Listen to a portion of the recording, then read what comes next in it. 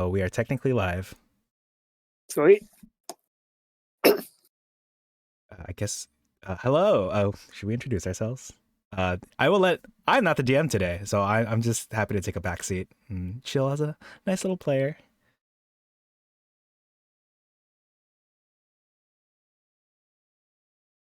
Hello. Can people hear me? What's happening? I believe so. You know what? Okay. Let me listen just in case. Naturally, it's a little bit laggy, it seems. All right. All right. I think. Yeah, I can hear you fine. I checked the stream real quick. Okay, cool. Sweet. Hello, I'm Coffee Lich. I'm going to be the DM of this campaign, the Dungeon of the Mad Mage, where we are going to be breaking into an old man's house to steal his stuff and kill his pets. Oh yeah, my favorite things to do on a Hooray! Friday night. Woo! Anyone else want to introduce themselves, or I'm just gonna look weird now? I'll go last. I'm Brad, also known as Braylif, and I'm going to be playing. Yes, and my name is Captain Troy Handsome of International Rescue, but I go by Lightning, and I am also playing. Woohoo! Yeah. All right. Well, with that,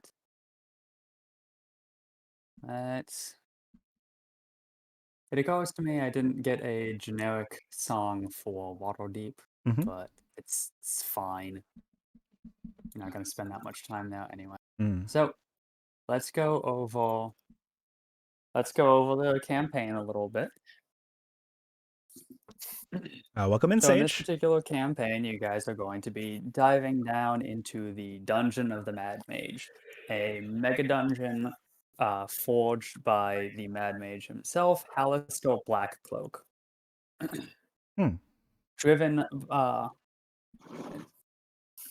the rumors and legends that you will have heard of the dungeon are that Halaster was driven by a desire to have the most impressive and perfect wizard tower imaginable. Not just one that reaches up into the skies, but down into the depths as far as possible. He arrived in the land that would eventually come to be called Waterdeep many years ago with his several apprentices. I think 7 specifically, but don't quote me on that. They've all gotten replaced many times already anyway. And through magical means primarily, Halaster had his tower built up and down simultaneously. As he continued to dig further and further into the earth, he stored his riches in various locations and summoned various monstrosities from uh, elsewhere in order to what I'm looking for, in order to defend his new home. As time went on, rumor has it he lost his mind. He went mad for reasons not fully understood. His apprentices became mere objects of temporary fancy, replaced when their interest was worn thin. And Halaster himself now resides at the very bottom of his unknowably large mega dungeon, populated with denizens from all across the multiverse. Every conceivable plane of existence has some form of representation in the dungeon, or so they say. The dungeon has the tower has long since eroded. The city of Waterdeep was founded on top of the hill nearby to the tower's original location, and naturally, over time, the city sprawled out, moving down the hill and eventually encapsulating the seemingly long abandoned tower. The majority of the tower has worn away itself, leaving only a few stones creating that were used as the foundation, creating what appears to be an incredibly deep well with a 40-foot radius. As people of Waterdeep became aware of the dungeon beneath the well, and in turn became aware of the dangers that it posed, it became merely a source of it became merely a method to execute prisoners. A criminal found guilty of their charges and found worthy to be put to death or thrown to the dungeon, never to be heard from or seen again. One day, a lone intrepid adventurer made his way to Waterdeep and made the foolish and reckless decision to go down into the depths of the well. Many adventurers had plumbed the depths before, but no adventurers had come back to tell about it, leading to a truly fearsome reputation. Prisoners are one thing, but adventurers are hardened or battle hardened people. If anyone can survive the dungeon, you'd think it would be them. Well, this one singular adventurer delved down beneath the well and explored the dungeon to his heart's content and defied the odds by coming back afterwards with a fortune in treasure and veritable a veritable library of stories to tell.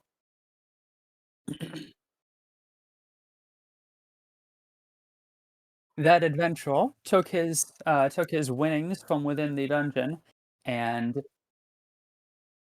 and built up and founded the Yawning Portal Tavern, where the two of you now find yourself.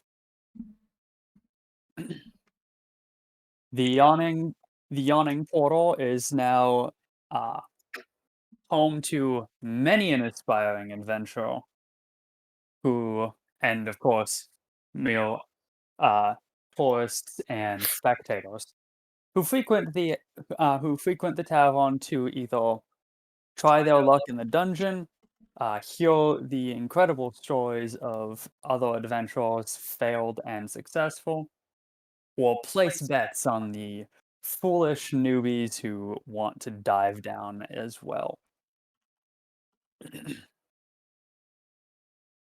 The owner of the dungeon is all too happy to let people go down into the well that now rests squarely within his tavern, technically now his property rights. And anyone foolish enough to dive down into the dungeon is free to do so for the mere cost of 1 gold piece for your party to go down and a separate gold piece later for your party to come back up.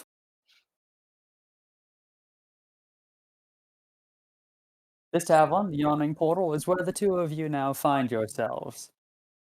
But I will leave the introductions of your characters and what could have possibly brought you here to you guys. Hmm. Would you like to go first, or should I, Lightning? I'll go for this first this time. Since we have guest in chat, my friend Reese from before. She's actually the one who. So context for everyone. I'm playing a character who I didn't have art for. So then my good friend Braylov here actually commissioned someone to make art for her. So that's the first art I've had of Dolce. And then Reese, who's also one of my players and one of my DMs and is an artist, drew this for me as a gift one time. And this is Dolce in the same outfit that Braylov got the art for me in. I figured that I would have her wear this outfit as a sort of callback to that first adventure in the Death House. That's awesome. Yeah. So I'm excited to re-debut her. So this is so basically you'll see, I don't know, seated or standing somewhere a short a woman on the shorter side. She has multicolored hair. It kind of looks kind of like caramel in nature in places. She has heterochromia, so she's got two different colored eyes. She has a cute little mole under her eye. And she has some umbrellas with her, which are totally not dangerous in any way, shape, or form. She's just, I guess, looking around. She has her eye on a few of the people here. What? Oh, she totally wanted to be into like tall redheads. No way. Which brings us to what I was, she's scoping out the competition, perhaps, scoping out, making sure there's no trouble, and also perhaps seeing if there are any tall redheads around. So that's what she's up to, I imagine. Maybe. I'm not exactly sure why she's here yet. Perhaps we'll find out. But yeah, she's got her outfit she's got a pink bandana. She has an outfit that's like dark brown, like a light brown and white. A nice, comfortable pair of pants so that she can still be mobile and agile. In case she needs to hit on anyone. Yeah. So that's what's going on over here. Mm-hmm. My character, whose full name is Daffodil Silly Pickles, resembles a sort of classic Halloween bedsheet ghost. Very small, on the smaller side of small, almost tiny, but not quite. She has two little stubby bedsheet hands. One of her eyes appears to be stitched shut, or at least some effect that looks like stitching. And she has what almost looks like two wispy little fairy wings lightly coming off of her back that don't really seem to be doing anything right now, but you can kind of see them. Okay, nice. Reese says that she loves her. What are I'm happy to be back in the ring with Silly Pickles because I've technically adventured with her before as it was Lisa, right? Yep. Yes. Oh, Lisa the Viscountess. That's really interesting because Reese actually met Lisa pretty recently, this week in a session actually. And then I showed them like, oh yeah, I got inspired by these late 1800s outfits, and then that's what her outfit was based off of because she was less. Her final design was a little bit less. This is no offense to her, but it was less badass than the picture that you gave me to use for her, which I then used for the Arbiter. Yeah. So it's gonna be nice interacting with Dolce as Dolce again. It'll be nice interacting with Silly Pickles again. Which leads me to my next exciting point. I'm really excited because, as you all may remember, Dolce technically died because an intellect devourer kind of possessed her. But the way I like to view it is like in Full Metal Alchemist, where Greed and Ling exist in his body together. So Dolce, like her real consciousness is probably still deep in there somewhere. But based on what I know of Silly Pickles' mechanics, it's there's not a lot of room up there, so we'll see what the interactions are that you'll have with based on your mechanics. That will definitely be interesting. I'm very excited for this campaign. Dolce is also the character that got fuck-obliterated in the Death House, right? That's right. Yes, long before I ran my iterations of the Death House, of which Reese was also a player. I was a player in your Death House. I played as Dolce, and she got fuck-obliterated in the basement. Killed instantly without the opportunity for death saves. No death saves. It was wild. Not something that I've seen happen before or since. I think that's my first time seeing that too. I was so hurt. Thankfully, I had Solstice at the ready. And then my favorite interaction is that Solstice came in. She saw Dolce's like limp body. She's like, I think she was trying to pull Braylev's character to safety, so she like kicked Dolce's body out of the way. Yeah, that was great. Yeah, we have fun here. Yeah, I'm excited to bring both characters that I introduced into your Death House all the way through. Solstice hit 20, and fingers crossed. Hopefully Dolce will survive until then. We'll see. Can't relate. I cannot wait to kill Dolce again. It's a running joke now. Gotta kill Dolce, just gotta commit to the bit. Get into the fucking false room of the dungeon. There were 3 ancient green dragons in here. Dang it. Don't you pick the wrong door, of course. Alright. And do I have to call you bad or Whatever. okay, fair enough. And Brad, you gave us a good description of Silly Pickles. What is Silly Pickles' reason for being here? Well, in death, Silly Pickles doesn't have as much of a reason to hunt for treasure or anything. At the very least, she has trouble carrying it. But she does still have a sense of adventure. But more than that, she feels some sort of strange draw to the Dungeon of the Mad Mage specifically. She wonders if she's been here before. So is she here mainly for adventure, and then also there's just something in the back of her mind saying like, hey, this place is probably something important? Or is there... Yeah, that about sums it up. Okay, cool. Alright, and it has unfortunately been a while and my memory is terrible. Of course. So Lightning, Yes. what was so the only thing I retained from your explanation of Dolce's presence was that she was scoping out the place for tall redheads. Oh, I guess that was more of a joke. If she has a legitimate reason to being here, I mean that's probably like a secondary bonus reason. Yeah. Primary reason would be, so technically in her campaign, Waterdeep Dragon Heist, she co-owns a restaurant, in one of the wards around here called the Cheese Carver's Inn, and they sometimes interact with people here. Maybe she's a little tired of their food. And because she gets free food as a co-owner and she's come here, or maybe she's like interested in getting more information. Basically the yawning portal is I mean, if you have nothing to do on a Friday evening, this is the place to go. So she's here. As for the other stuff that we talked about, perhaps the primary driver of her consciousness is aware of the well and the center and what's going on there. But I assume she's just here for the inn. Like, are you asking for the reason why she's here at the inn, or like, do you think that she has reason to go? Well, yeah, we're here at the start of a campaign. There's got to be some kind of motivation for some kind of inciting incident. The easy and obvious one, though, is just opportunity for adventure. Okay. Secondary motivations notwithstanding. Okay. It's just motivation for her to be in the inn, though, right? And not necessarily ready to dive in anywhere underground. Or do you want the underground motivation in here, too? No. Okay. Don't necessarily need that.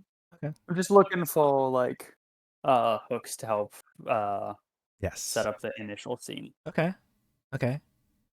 Well, she wouldn't be opposed to a strong opponent, especially a strong, attractive one. But they can also be a strong, attractive one that she's not attracted to. Maybe she's a little lonely because her other conspirators, I mean, first of all, they haven't had a session in months, but maybe they're out, they've been busy, too busy for Dolce. She's a little lonely. So she's definitely looking at people, but not in a weird way. Hold on. So, you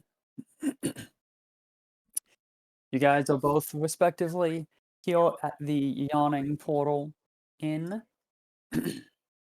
And would you say that Dolce is sitting at the bar, sitting at the table, getting food? What you got? What are you doing? I'll have her sitting at the bar. Okay. And Silly Pickles, where would you want to be? Bar, table? Probably bar. Doesn't especially matter for her, but floating ominously above a bar stool. Got it. go with that. All right. So let's set the scene. So, it is an averagely busy night over at the Yawning Portal. Incredibly popular inn. Can almost be hard to find a place at a table sometimes. Maybe that's why you two are both sitting at the bar at the same time. Not that the bar is any less crowded. The room is a stall with its regular clientele, adventurers, both seasoned and would-be, as well as spectators here to gawk, as well as, of course, the people here for the thrill of the bet. The two of you notice a newly formed group of intrepid adventurers composed of a very straight-faced dwarf, a uh, a tall human lady with long red braids, Oh no. and a middle-aged middle-aged man with a scruffy, unkempt beard that he's clearly still like he just recently started trying to grow it out. It's not there yet. And a comically over the top wizard hat. Like very low quality, like stars and crescent moons on it and everything. They've just paid 1 gold to the barkeep, also the owner of the Yawning Portal. I believe his name is Doran, Ah, yes. and they are making a big show of their initial descent into the dungeon. The crowd's cheering, everyone's wishing them good luck, and Ooh. it is not 30 seconds before the supposedly the alleged wizard has gone out of sight from the rest of the patrons before you hear someone shout, 5 gold, they die in 10 minutes. Another person says, 10 gold says the wizard comes back in 10 minutes. The room is suddenly a clatter with both laughter and frequent competing bets. The only thing that you can say for certain is no one is confident that they're seeing those 3 again. No. So Before long, yeah. the rope from the rope and pulley system makes its way back to the top without anyone in tow. Hmm. Wait, that just If they never means see them again, how do they collect on the bets? Is that an in-character question or is that an out-of-character? That's in character. it did Yeah. sound like okay. So what was the question? Sorry, if If they don't come back, how do they collect on the bets? huh. Well, collectively, after everyone has decided on their respective bets, they come up to the bar and speak to the designated bookie at the end of the bar, a very overworked kobold with a very, very long scroll and a very worn down quill. They place their money with him, and he has it all stored away. And then they give the adventurers as basically up until the in like respective time for each individual bet. Gotta take down your name, gotta take down your bet, gotta take down the price point that the time scale that you offered, and any competing bets for that. If someone says like within 10 minutes they're expecting the whole party to die, and then someone else responds in 10 minutes, the wizard's gonna come cowardly back, abandoning everyone else. If 10 minutes go by, well, if 10 minutes go by, the person who is expecting the wizard to come back is definitely out that money. Then from now on, they're given about 10 days or so. If no one comes back within that amount of time, everyone is just assumed to be dead. If they come back on the 11th day, that person who made that initial bet is now forfeit anyway. You gotta take your there's the risk of betting. Could lose everything. The really grandiose bets are not super common.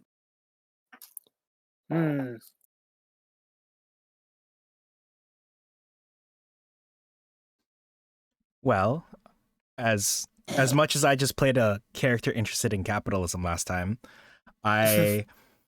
Dolce is not fully financially driven. She's more concerned about the well-being of. So to recap, the party that went in, it was the middle-aged man with a scrumpy, unkempt beard with a comically over-the-top wizard hat with stars and crescent moons. It was the lady with the long red braids and an elf. Was it Dwarf? Based dwarf.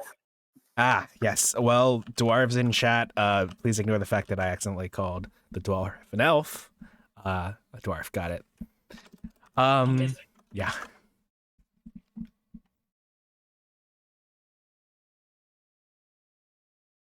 Oh. Yeah, I'm not personally interested in taking any bets, but I guess Dolce will ask whether or not she knows this, but like what the over under is on so as a player, I'm pretty sure the answer is they're just boned if they don't come out after 10 minutes. Like there's nothing in the way of a search party, but Dolce will ask what the over under is on perhaps a search party in case they don't come back in a reasonable amount of time. You asking the barkeep? Yeah, I'll ask the barkeep. All right. As always, barkeep is washing a single glass mug that you're pretty confident he has been washing for at least the entire time that you've been in here.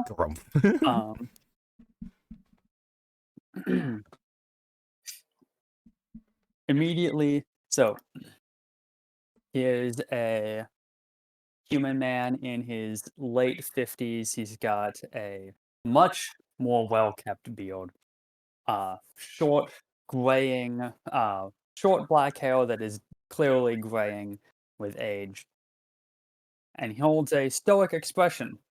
Above him resides a very large, over-the-top painted portrait of himself, Nice. looking exactly how he is, I love that. with holding his exact expression. I love that so much. Like, search party. That's not what this place is about, That's not what this place is about, lady. Yeah. Look, if you want to go in and if you guys want to go in, if you want to go in and check up on them, I'm not going to stop you. That is, as long as, of course, you pay the summary fee. But of course, no promises anyone's going in after you if you do. What was the fee again? It's like 1 gold, 5 gold. 1 gold to go down, and that's for your entire party. 1 gold to come back up. Ah, I see. Thank you. You can afford to have it priced pretty cheaply, considering the fact that the only cost is the effort required to lower someone down on the rope and pulley system, which most of the time adventurers handle themselves up until the last person. It's a very low cost thing. Nah. So anything that he makes up is profit. And I mean, 1 gold is still nothing to sneeze at. Yeah. Right, a week's wages. I imagine that's the current meta in this economy. That's what I assume it is in D&D in general, actually, that a gold is like 1 week's wages or something. I would assume that a gold is significantly more than 1 week's wages under most circumstances. I believe 1 silver is unskilled laborers' wages per day, and then 2 silver is skilled labor. Okay, wow. So that's anywhere from like a month and a half to 2.5 months for. Oh my gosh. Oh yeah. Woo. Well, no, 10 silver is a gold. So yeah, I guess 1 gold per week would be skilled labor, more or less, assuming you take 2 days off. Yeah. Days off in this economy. If you're not working hard. Oh, sorry, wrong character. Hold up. I have a question about this picture. What species is that green guy eating chicken at the table? Dragonborn. Ah, interesting. How do you know that's chicken? I had no idea what he was looking at. What I was looking at. Considering the fact that there was a large, like, pig-like creature on the table, I assume that guy is not eating chicken. I mean, yeah, you're right. He's eating one of the adventurers. This guy knows how to live. He's not a lizard folk. What is this?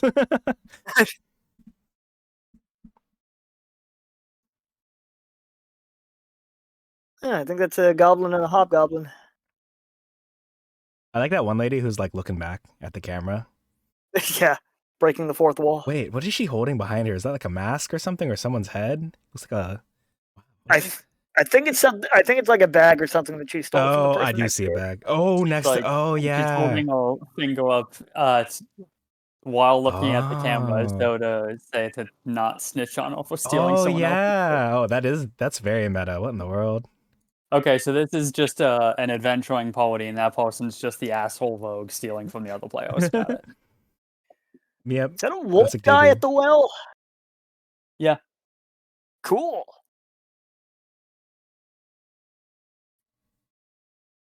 Hmm. And the guy next to the Dragonborn, is that? The one praying? Yeah, No idea. Moon elf, maybe. some kind of elf, maybe. Got the yours for it. Man, there's a lot of good looking people in this picture. Man, I'm distracted. Don't check it out of the way. I'm about to hop in. Okay, well, Dolce will consider the offer. I believe she does have starting gold from her background, if allowed, and she is considering. Also, if that's the direction the imaginary train tracks are going down the well, she'll keep that in mind.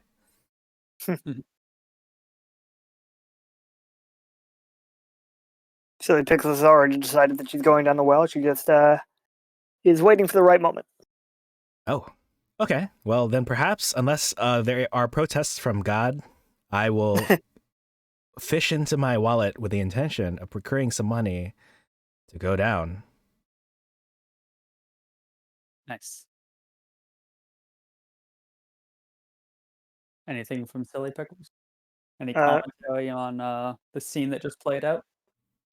If she sees her reaching in for a gold piece, presumably to pay to go down, she'll lean over and say, "You know, if we go as a party, we can technically split the cost." Wow. Hello there. You have an ethereal form, yes? Like I can see you? Yeah. Okay. Oh, well, as a businesswoman myself, which, by the way, if you haven't already visited Cheese Carver's Inn, you should give yourself a visit. I can't eat cheese. Oh, that's okay. For some I'm reason, lactose I intolerant. feel like I'm also unable to eat cheese recently. So she like reaches down to her belly. It's like a recent thing. I'd say perhaps if it were a few years ago, I could eat cheese just fine. But what do you know? Well, if you can't eat cheese, just tell your friends. Sure. All right. Well, note to self: Silly Pickles does have friends. That's good to hear. I'll be sure to tell Lucy. But no, who do you? It's Lisa. Lisa. I wasn't sure whether to correct you. I was like, is Lisa some girl? I don't know. Yeah, my good friend Lucy. Yes. Lucina. Best friends. Yes. Take her you can get. As an aspiring businesswoman, I don't look a gift horse in the. What is it that? I'm sorry. Someone else recently, I was playing Fire Emblem. Someone said the gift horse thing, but they said don't like stab a dead gift horse or something like that. It took me by surprise. It was That's really pretty wild. good. Gift horse. It's the combination of what is it, beating a dead horse, and then don't look a gift horse in the mouth, the eye. What is Yeah. the actual saying? Yeah, don't look at gift horse in the mouth. Oh, actually, Reese has a good comment here. Thought that Silly Pickles was about to say Lucifer. Asmodee, Santa Claus. I don't know. But yes, I would love to split the cost. You seem like a capable fighter. Does Silly Pickles look like a capable fighter? No, she looks like the most like cutesy cartoon ghost you've ever seen. Well, maybe you can scare some kobold children or something. Are there kobold children down there? I don't know. You can find out for just 1 gold, Gohan says. All right. Dolce will reach into her pouch and magically procure 50 silver. Wait, 5 silver. Sorry. No, go No, for I it. said it was too late. No. All right. She'll procure 5 silver. I like the idea that because she pulled out 50 silver, she now has to pay that. Gohan is not above exploiting someone else's believe you. misinterpretations of advice or the economy. That's just like when I asked you what Brailiff's moral, what was it? Moral stance? What are those called? You asked me what Brad's alignment was. Yeah. And I meant to say, what is Silly Pixels' moral alignment?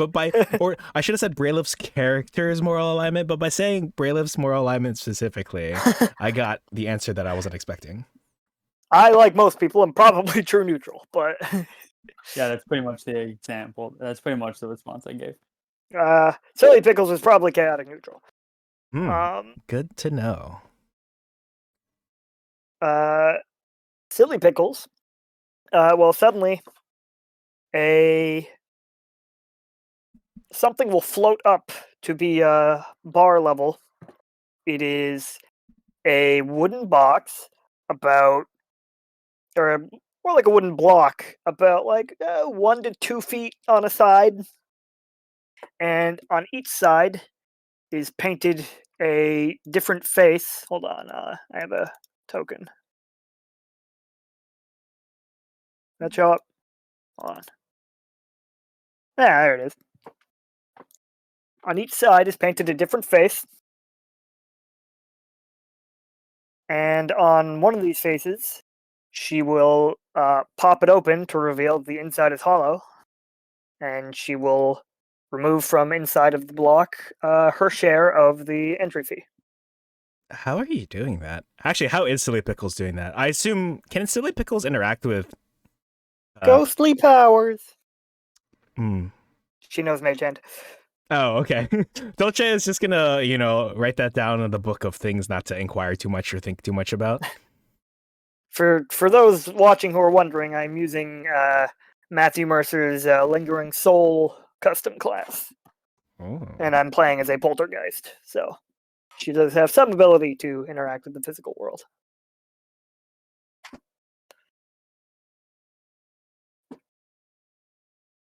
Okay. Yeah. But, with the coin removed, she will close the box. Wait, sorry. What coin did you pull out? Her share. I guess it would be 5 silver. Okay, like if you pulled out 1 coin, I was gonna give you 5 silver as change. I mean, yeah, we can do that too. Either way works. We just spent The 10 end minutes result hold is- on, math. Wait, slide this over. We pull out an abacus. In universe, and Dawn is just looking at you like you could just, you know what? Okay, I'm just gonna let this play out. It reminds me of earlier, I was watching my friend start Fire Emblem Engage, and you do undergo a magical girl transformation, basically, when you engage with an emblem. And she was like, it'd be funny if the villain watching this, while they're transforming, just pulls out a gun and shoots them. I was like, oh my. Well, if I were a villain, I would let people magical girl transform in front of me, and I would let the whole thing play through before I attacked them. Coward. I love a good magical girl transformation. I gotta let it play out, and then I can shoot them. I'll think about it. Maybe I'll feel differently if I get put in that situation. Probably. So look, I can go watch Sailor Moon later. I should watch more Sailor Moon. All right, yeah, I will hand over the money. All right. The barkeep finally puts down his mug and swipes the 10 silver from the two of you. Immediately tosses that into a drawer where he is storing his the revenue for the day, and says, "Well, good luck to you. One of my employees will lower you down on the rope and pulley over there." I don't think I need the rope. Ah, You I might not. But I'll probably need the rope. This is not the Dolce that. So she does. Obviously, I wasn't interested in trying to ask for this to be carried over from the other campaign, but one of her umbrellas in the previous campaign has the ability, Featherfall, and the other one something else. Mhm. Honestly, I don't remember. But yeah, she's down to be lowered down. Mhm. That way, if something attacks her while she's being lowered down, she'll be ready. Yeah, yeah, that's why.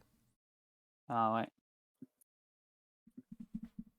Frankly, you too. I don't care how you get down there. It's up to you from here. If you want to take the rope, it's right over there. When you want to come back up, though, that's another gold. There's a bucket down there waiting. Leave a gold piece in there, or however, or whatever equivalent. Pull that and send that back up here on the pulley system, and then we'll lower the rope down for you two, and we'll hoist you up. All right. Thanks for the tip. Good luck. Sounds good. All right. Dolce will position herself ready to be lowered. She'll go over and. Yes. Silly Pickles will go over to the well. She'll look at her block and say, "All right, Blockhead, it's the start of a new adventure." And she'll hoist the block into the air and over the side of the well and let it drop. You don't take fall. Wait, the block doesn't take fall damage, does it? Does it? I don't know. Is there a system for bludgeoning? Is there a system for fall damage to objects? Theoretically, all objects should have HP. All right. I don't want to go into the Yeah. ramifications. Blockhead is destroyed, and unfortunately, Silly Pickles dissipates from this plane of reality. before you die. No, It's not quite how time it to works, roll but yeah, a new close. character. Well, Instantly dead. instantly dead. Well, it was a good run. Thanks everyone for joining. Well, tune in next time.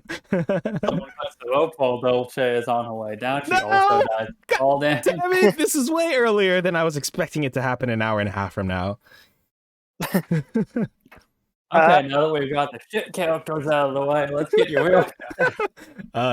Yeah. Oh, well, I guess I'm bringing back Solstice, who's a level 1 storm sorcerer after the events of Ghost of Saltmarsh. It takes place after that. Like she's just lost all of her cleric power. Yeah, that's how I was considering. Like she ain't level 20 no more. True. So Silly Pickles drop. So this ghost that you just met, Silly Pickles, drops her block down the well and just kind of starts falling after it very slowly. 60 feet per round. Though actually, if I don't know how deep the well is, but once the block is more than 150 feet away from me, I'll be dragged along with it. I don't remember how deep the well is specifically. I don't think it actually gives a specific number for that. Infinite.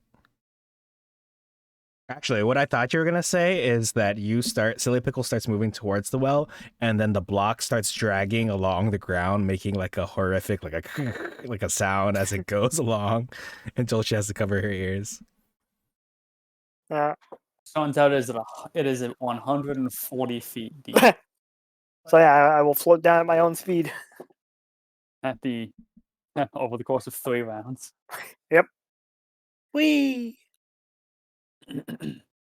And Dolce, I assume that you're getting let down on the rope and pulley then. Yes. There's some joke there about being let down again. You know what joke I'm talking about, right? Oh man, Nope. I gotta find this. All right, well, yeah, she's down to get let down. Alrighty. And so, with that, we move over to the next map. Let's see if this actually works. All right. They defaulted me to dynamic lighting, Yeah. so let's see if this shit goes right. I did have this problem because I had session yesterday with Reese, and it's just every time without fail. I'm just gonna zoom all the way out because I Yes, assume this let's map is see. gigantic. It is. It's utterly goddamn insane how big this map is. You knew what you were getting into. Yeah, true. Okay, so I am going to go out on a limb and assume that you guys cannot actually see anything because Yes. the map does not seem to be revealing itself at all Mm-hmm. Yeah. Nothing yet. right now.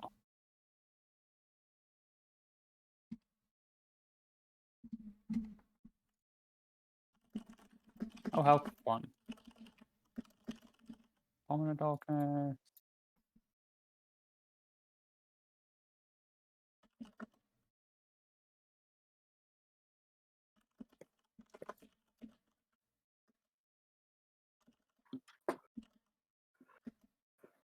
Amazing. Okay. I hate dynamic lighting so much.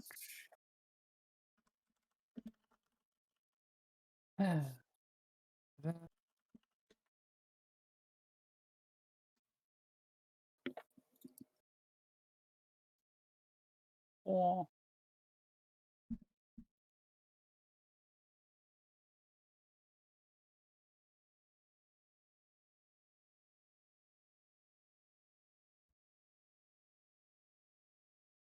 Oh, wait, can you see stuff yet? Not that. Oh, yes. Whoa, my gosh. Whew. Okay. Oh God. Oh God, indeed. Oh, this place is huge. Let me zoom out real quick. Yeah, you What the did. That's heck? what you get for that whole like you knew what you were getting into, Galvish. Look at this. Ooh wee. You have no idea. You have no idea.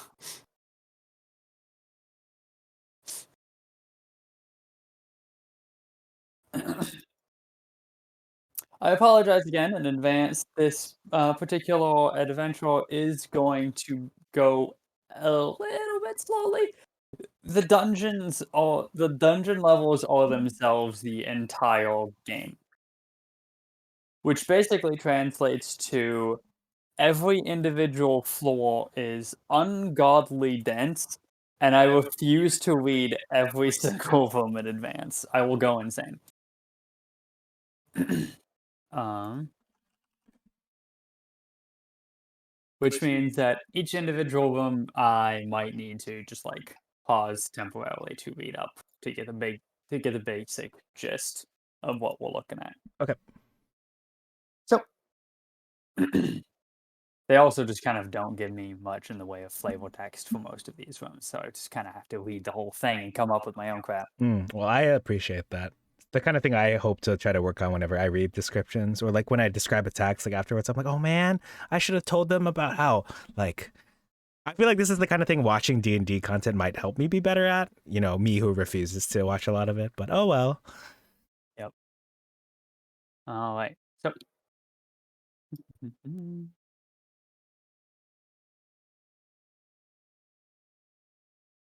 cool.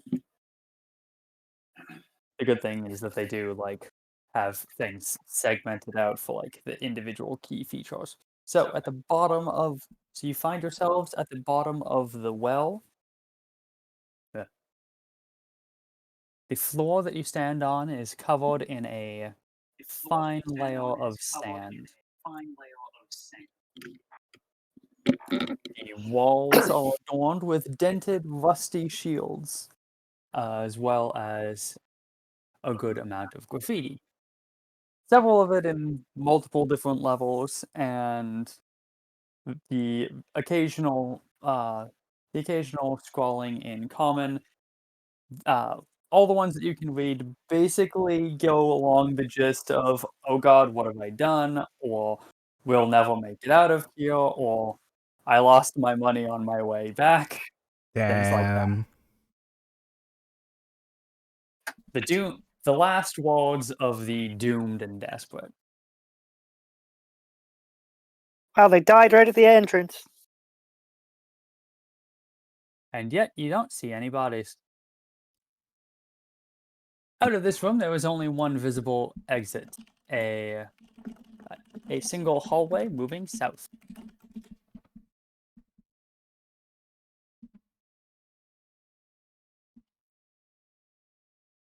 All right, Dolce will slowly step over in that direction, keeping her umbrellas at the ready. All right. Important question Yes. before I proceed. Yeah. Who has dark vision? Ah, shoot. I do. I'm going to go out on a limb then and assume that Dolce does not. So She's a human. I considered a feat, Eldritch Invocation, or like what is it, Eldritch Adept, to gain the ability Yeah. to dark vision. Mhm. I decided instead that she will probably be lighting her way, which I feel like in a dungeon delve it would be much more optimal for her to have dark vision. But instead, she will cast the cantrip Dancing Lights. Nice. I think you can create up to 4 torture. Damn, this one's concentration. Yeah. Yeah, but it's not like she's concentrating on other stuff. As a bonus action on your turn, you can light up 6 feet. Now, hold on. You can find whichever form you choose. Each light sheds dim light in a 10-foot radius. Light must be within 20 feet of another created by this spell, and a light winks out if it exceeds the spell's range. Oh, And as a actually. bonus action, you can move the lights up to 60 feet to a new spot within range. Oh, poop. So you can keep them, so you could just like keep them going permanently while you're out of combat anyway, so that's fine. You Yeah, just have to be casted every minute. minute, right. It's a little awkward also because I think it doesn't go with me. I have to like, Nope. Yeah. Gotta actively move it. All right. Well, I will. For now, yeah, she'll pull out from her bag the appropriate material components. Oh, if you'll allow me, actually, that's an important. So important stipulation is because she's not a spellcaster. She needs to actually have the material component.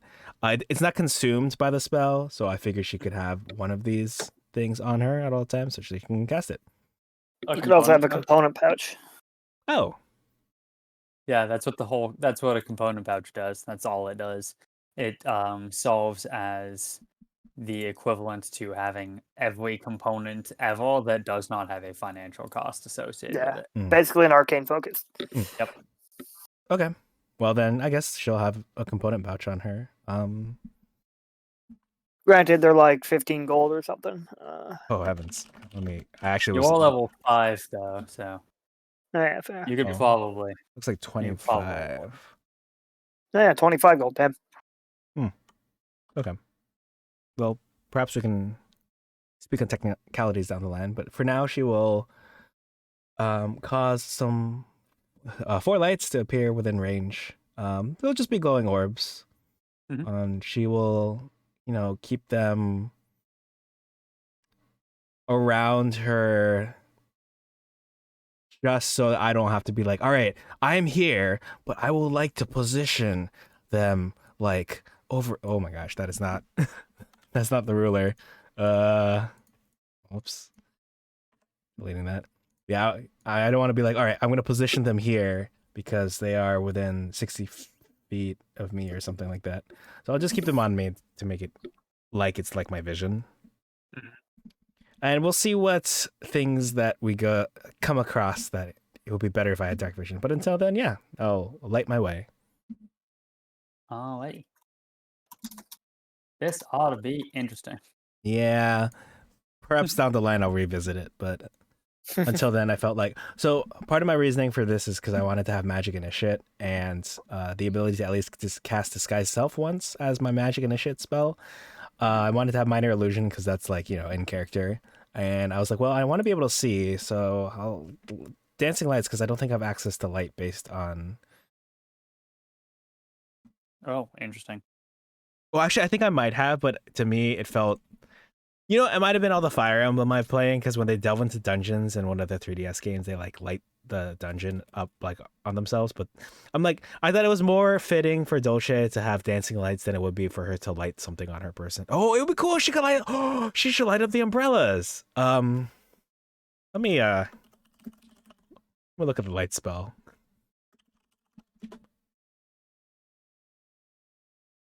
Sorcerer Wizard. Okay. Well, that's amusing. Would it be okay with you if instead of dancing lights I went with light? Just to Yes. Okay. I will, instead of dancing lights, will cast the light spell on what my left umbrella. We'll go with that. Sounds good to me. All right, cool. Thank you. All right, I'm ready to step forward. Mhm. All right, go 5, 10, 15, and 20. Let's see what's down here. Oh, that's probably it. Yeah, because I see it looks like wall down there. Mhm. Okay, so I'll keep going. 5, 10, 15, 20, 25. We're out of initiative. I don't know why I'm counting the feet. It's like 30. All right, guess I'm stuck here forever until my next turn. Which will never come.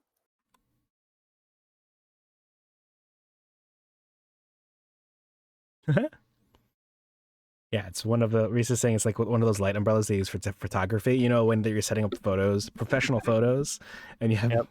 yeah, it's her new calling. Even without dynamic lighting, it's pretty laggy. That's probably because it's a big map. very, very big map. Yeah, There are many, many tokens on this map. I'm zoomed in like 190%. If you zoom out all the way to like 30%, you can't see the whole map. You're not even close. You can't see the whole map until you zoom out to like until you're at like 20%, at which point it just kind of like shrinks everything down. And then at 10%, it's like it reduces it by another half or some shit. This map is absurd. God did not intend for people to be playing this game, playing this dungeon on online. All right. woo. That is one huge. Oh, this feels like I'm a player in the Lost Shrine of Tomoa-chan. Mm-hmm. Except this should be good. All right, looking forward to it.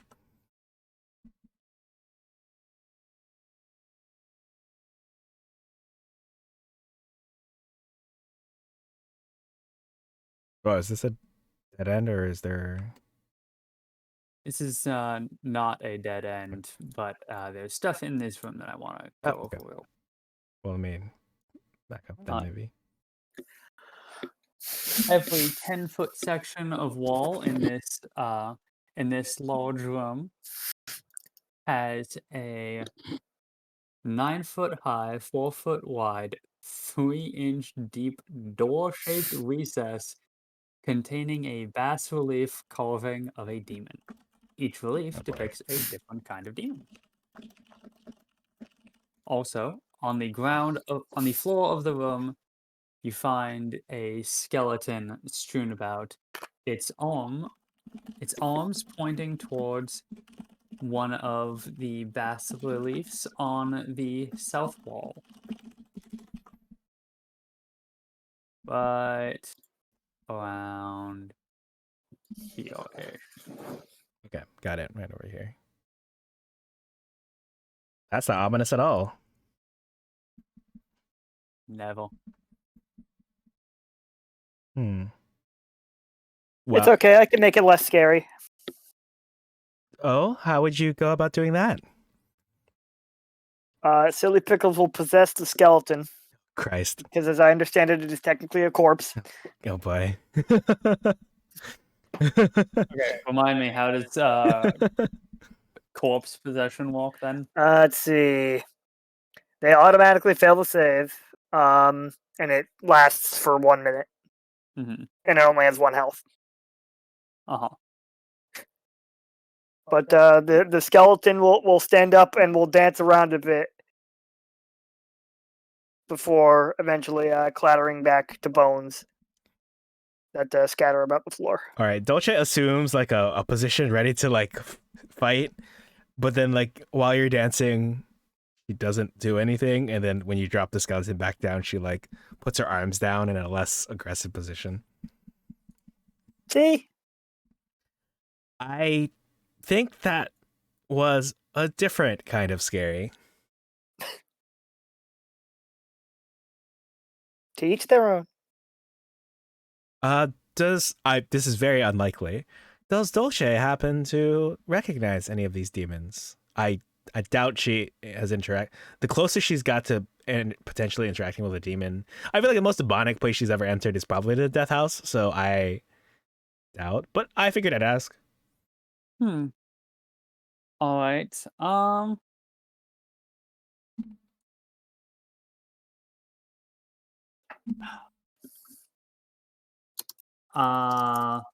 You have definitely never seen any of these.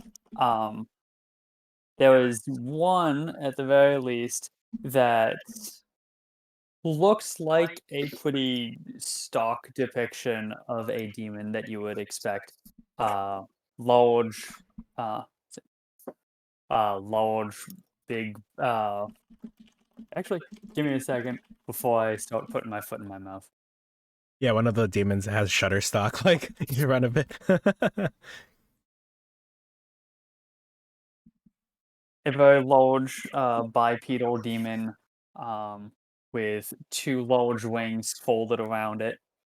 It has two large horns protruding from its head going in either direction, and it holds what looks to be a sword in one hand and a whip in the other. That's probably the most likely that you have seen.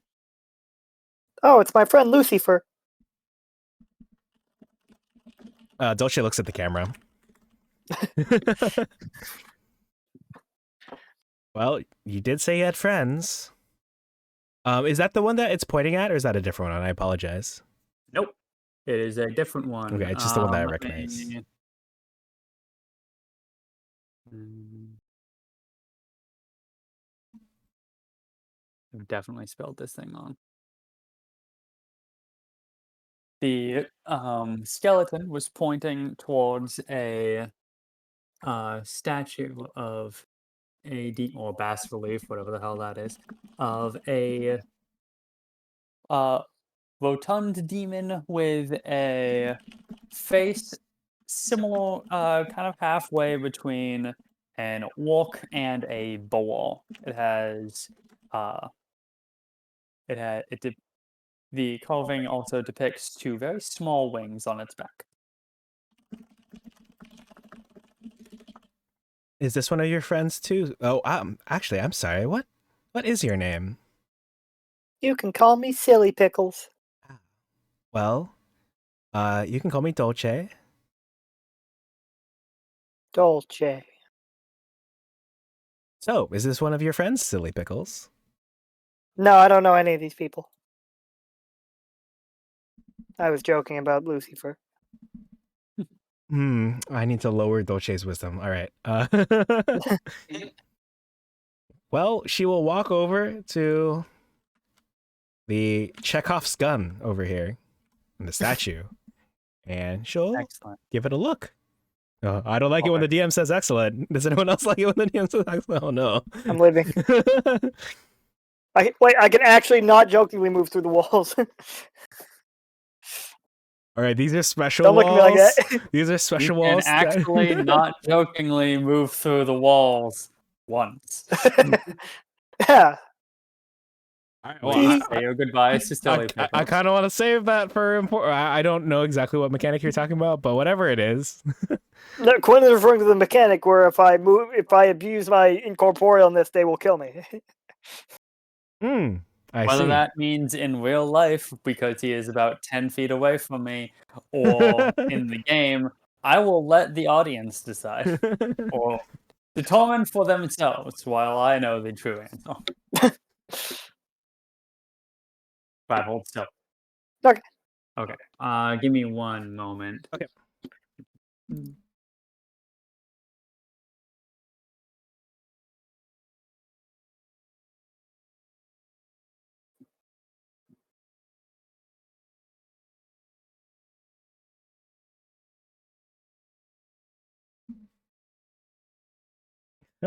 According to Reese, it's like that joke: you can drink lava, but only once.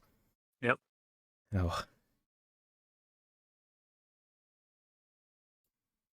You what? I haven't seen a good amount of lava in D&D in a while. We are going underground. Perhaps we'll come across some lava. Unless it's like magma, because it's like not out of the earth.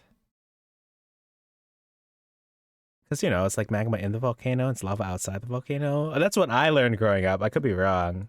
Because, growing up, they taught us that you have different areas of your tongue, different taste buds. So your like sweet taste buds are on one side, your salty taste buds are on the other. And it turns out that was a load of BS. Yep. All right. So, Dolce, could you give me a perception check? Ooh, let's go. Ooh. Perfect. First roll of the campaign. Yahoo! 23. Nice. As you look around on here, you notice there are marks on the floor around the statue that suggest that it has been moved, either recently or just many times over the years. Your examination inevitably results in you at least pushing the statue a little bit to try to see what walks, and the statue does move a little bit with a slight touch. Nice. All right, I'll relay information to Silly Pickles to say like, hey, this statue can move. Oh, maybe there's something cool behind it. Hmm. Would you like to move the statue the rest of the way? Yeah, let's do it. All right. Moving the statue with intent reveals that it's hiding a secret door that opens into a new tunnel. Secret tunnel through the mountain. It's All right, there's a secret tunnel behind here. Huh. Somehow the guy knew about it before he died. yeah. I am now Or concerned. maybe he just comically died in a position that happened to show it to us. Silly Pickles, if I die down here, I want you to arrange my body in a badass position, if you would be so kind. I can try that. Thanks. It would mean a lot to me. Dolce will I pull can out- arrange your body in a badass position now if you want. No, wait. No, I'm okay. I think all my positions are badass right now. Hey, suit yourself. Dolce will pose dramatically. I almost gave her the gust skill, cantrip. I think it's a cantrip. It might be a first level spell. It's a cantrip. All right. I almost gave it to her, but she only has room for 2. She will attempt to step through. She'll like basically pull out her lit umbrella again and try to step through. Yep. Like Pickles will follow. So I tried to pull up in Discord the GIF Giphy thing. I was trying to bring up a character to like show what I was imagining when I initially had the dancing lights. So I typed in Celica, forgetting completely that there is a brand of car named Toyota, and they have the model of car, the Toyota Celica, of which I used to drive one, and I'm just getting car results. But this is the first result of the girl I was thinking of. But I'm gonna step through the tunnel and make my way down. That one. Yep. There's a very narrow tunnel, but it's just about 5 feet wide. It's about 6-7 feet tall. Ooh, Dolce's ideal height. Oh, one other thing.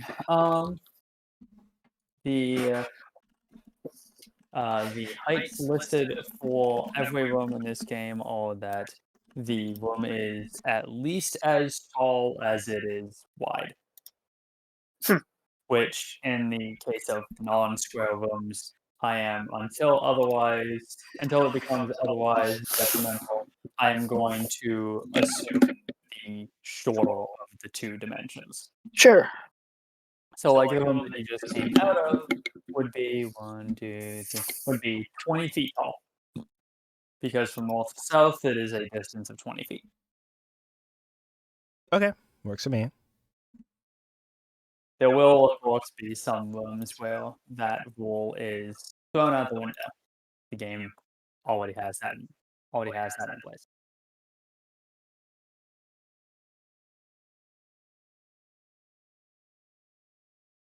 All right. Well, I will proceed forward unless something untoward happens to me. Nope, nothing untoward happens. Yet.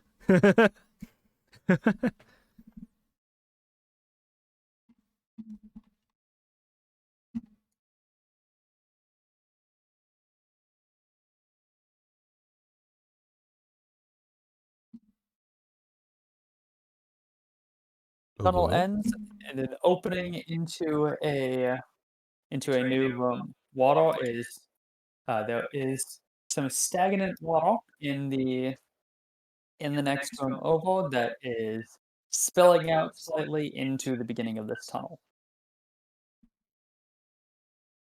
Hmm. It doesn't smell good. And here I was about to ask if it seemed drinkable. I guess that answer is a no. Technically, it is. Oh, right. Just like lava. Technically, yes. You can drink it. I would not advise it, and it is not good for you, but you can drink it. Don't change that speed run. Let's go. Joke's on you. I can't drink it. Good point. Yeah, but you don't count. You're a ghost. You're not a real person.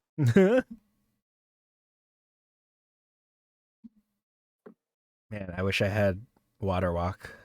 Because I assume I'm going to have to step into this room. Potentially. Flush. Unless you wanted to read something first, go ahead. Yep. The tunnel opens into a large room flooded with stagnant water that smells like sewage, so it doesn't necessarily appear as such. Gross.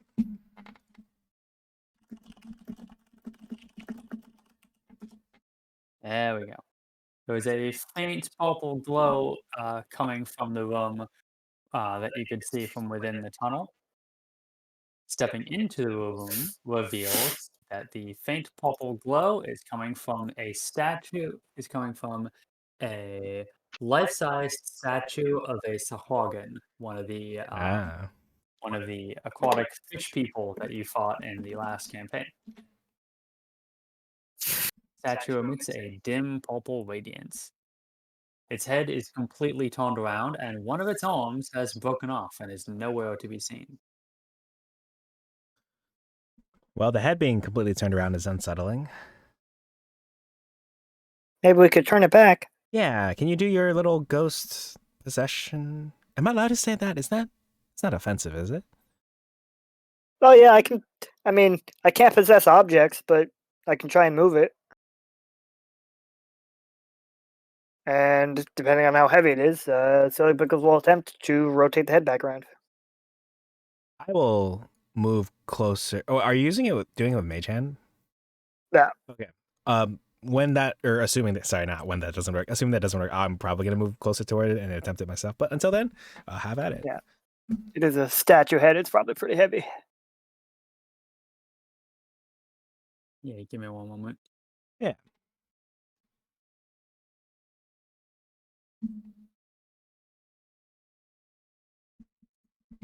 Oh wow, you can filter your features now by racial, class, feed, background, item, or other. That's cool. Pretty sure you could always do that. Oh, you can filter. Oh, interesting. I see what you mean. Yeah. Cool. Well, 20 moving up in the world. I actually do want to get one of those overlays that I was talking about. Mm-hmm. Let me, while you're looking up stuff, I'm gonna see if this channel, I can send a link. You are unfortunately unable to turn the statue's head around with Mage Hand. Too heavy? Seemingly. Yeah, too heavy for me. All right, Dolce will roll up her sleeve. She's not actually gonna roll up her sleeves, but she'll start stepping closer, and she'll step here with the intention of. Oh, perfect. Oh boy. Could I get an intelligence save from Dolce? Ooh, an intelligence save. Something I'm completely average at. Oh. Okay, great. Now let's. For once, I actually kind of want this to be hiding this save. Always whisper rolls. Perfect. Oh, I see. Fair enough then. Okay. So you are going to take 3 psychic damage as you approach the statue then. Oh, dang. All right. I'll go ahead and apply that.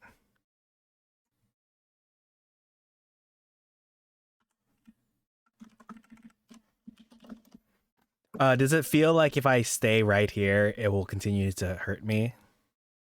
Or something will continue to hurt me? Hard to say. So it's probably a safe bet. Okay, I will step away from the statue. I'll go here.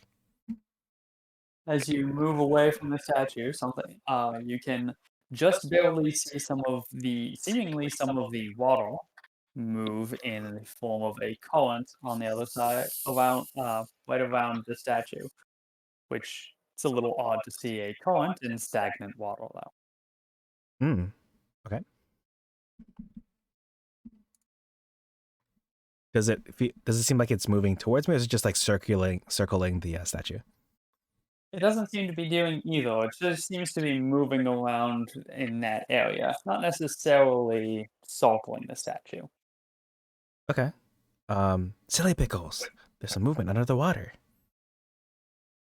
I mean, I could try checking it out. Be my guest. It did hurt over there, but maybe whatever happened to me won't happen to you since you're, you. Yeah, I'm a ghost. She will, I guess, first from here, submerge into the water. Whoa. Doesn't especially interact with her, I imagine. How tall are you again? Like maybe a couple feet tall. Okay. Well, without dipping into the floor itself, you're not going to be able to submerge at that depth. Okay. So basically, where you stand, the water doesn't seem to be especially deep. Solstice, however, would have noticed as she moved farther into the room, the water got deeper as the floor of the room slanted downwards. Oh no. Where Silly Pickles is floating right now, the water would only be about 1.5 feet deep, Okay. as it basically starts like nothing here, and then it goes up and then it drops by 1 foot every 10 feet. You move closer to the west. So here, right next to Silly Pickles, it would be 1 feet. On the other side of Silly Pickles, it would be 2 feet. So right where Silly Pickles is only about 1.5 feet. Okay. Well, she'll float a little closer. Yeah. Then she'll quote unquote lie down if she has to like just get a look under the water. Oh, what? Underneath the water, you don't see anything except for the implication of a water current moving around. And otherwise, you're not really able to see anything out of the ordinary. Just a out of place water current in a stagnant pool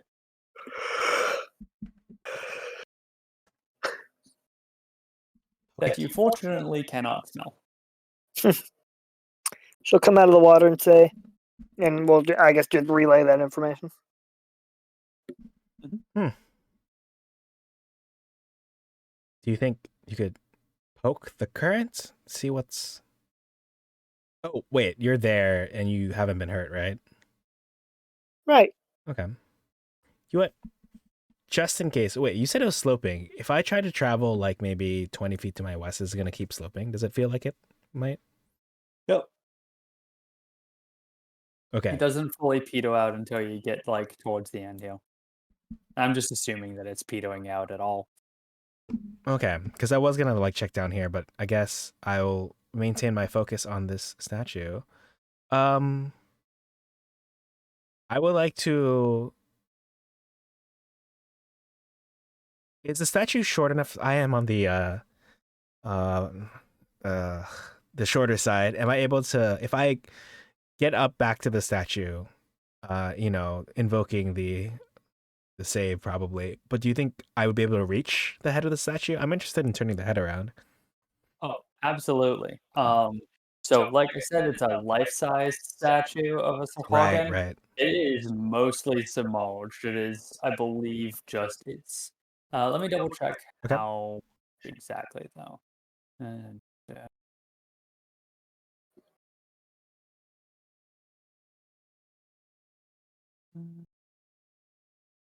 It is submerged up to its chest in the water. Okay. In that case, I'd like to move closer, risking potential damage to myself, and Mhm. quickly attempt to turn the head around.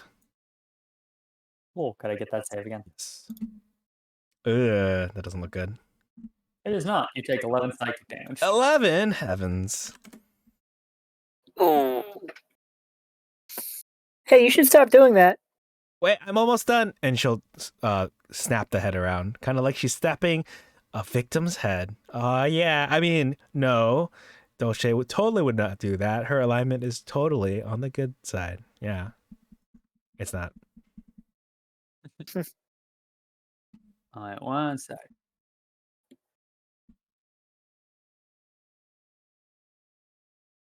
As it turns out, as you approach, turning the head around is on its own not especially doable, but while you're over here, you can realize that the head is screwed in place, but it is mostly unscrewed. There are only a couple things left in there. Oh, yeah, let's finish screwing it in all the way. Are you screwing it in or are you screwing it out? Oh. I'm screwing it in. That's the first thing I think of, and I don't want her to take more damage before I step away, so perhaps Okay. screwing it out would have been better, but oh well.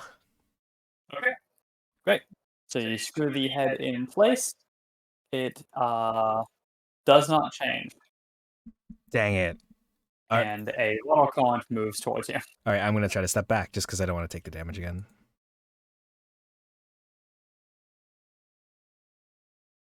I should have unscrewed it. Well, that didn't accomplish much. Do you think I'd be able to grab the? You said an arm is missing. Did it fall into the water? Presumably. Okay. Oh. Oh, this water's gross. Very much so. I just realized I also have control over Dolce. Die. It's very in character for our characters for you to also have control over Dolce. Yeah, that's fair. No, don't remove it. We.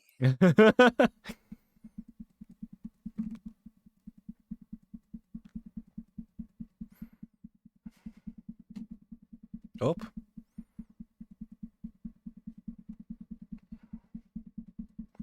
I should have fixed that. Okay. Yeah, to make it easier on me when you guys were not yet in the game, it was easier to just create the character sheets and apply them and give all players permission to mess with them, so you guys could just claim your respective characters and get going without me needing to also then like assign them to you as soon as you joined. That's fair. Yeah. Okay. Oh, I just realized that Brad's ghost avatar in here is actually still slightly transparent. You can kind of see Lightning's Oh, character. you're right. I mean, it works out. Oh, that's cool. That's interesting. Unintentional, but it works out. Yep.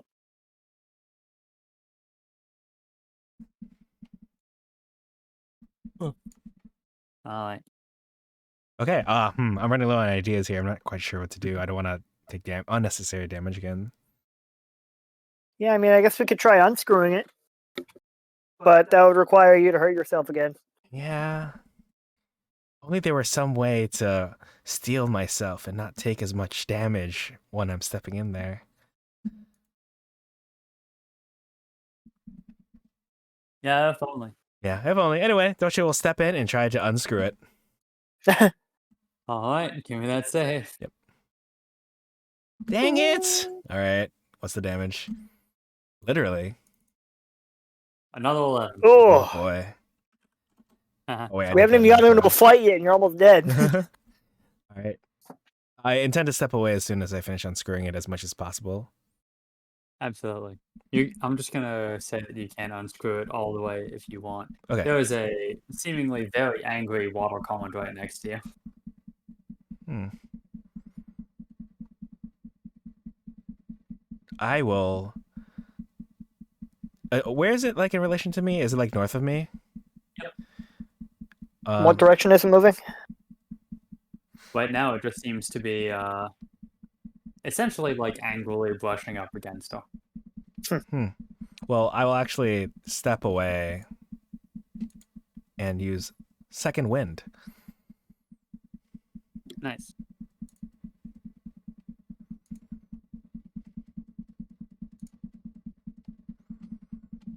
Yeah. Are Okay. you holding the head? I guess I am holding the head. Great. So, holding the head reveals that the head itself was actually hollow, and you're able to, before stepping away, catch a glimpse of a hidden charred compartment in the statue's neck. Ooh. Ooh. Let's open it up. Well, No, let's try. it's not like a box or something. There is just like a pit inside the neck. Okay. The pit itself is charred. Can I see into it from here? From there, barely, maybe. Would I be able to reach into Mage Hand and like pull stuff out? If Or there do I have was to see? anything in there, yes. Hmm. There doesn't seem to be anything.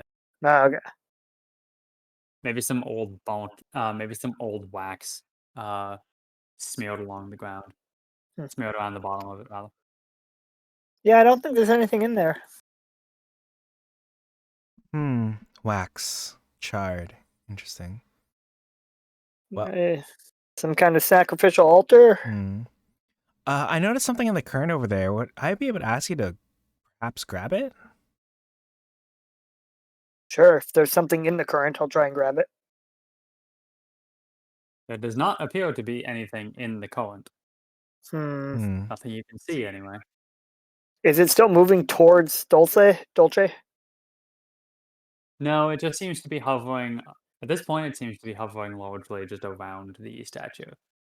Mm-hmm. There's clearly something weird here with this statue.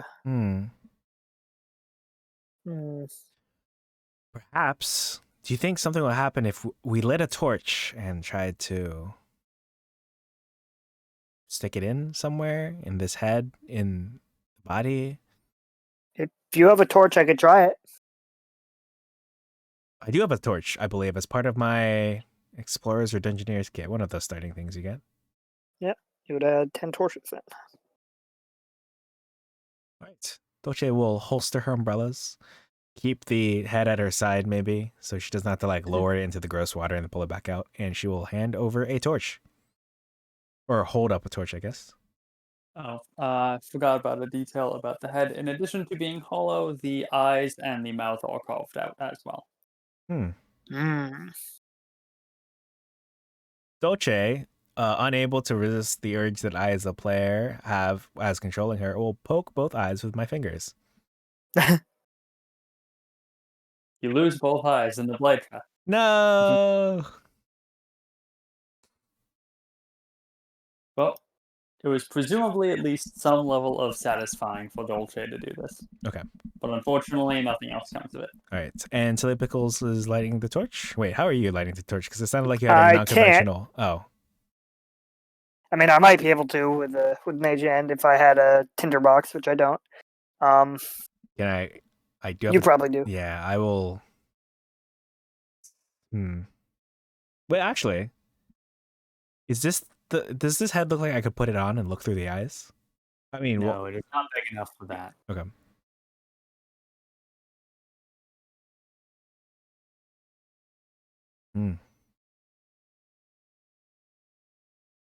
You what? All right, Silly Pickles, I'm gonna do it. I'm interested in chucking this head over in that direction where the current is moving. Sure. All right, Dolce will lob it over. You just throw in the head at the current. Yeah. Okay. Uh, would you mind giving me a ranged attack Oh, okay. Loop. at disadvantage?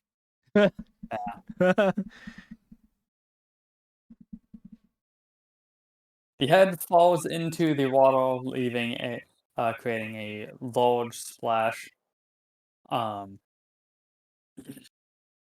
you see a you see a current very frantically moving away from the source of the splash to the other side of the current fades out after passing around the back of the statue. Hmm. Silly Pickles, could I ask you to see if there's a special wall or something back there? You know, like a hidden secret door.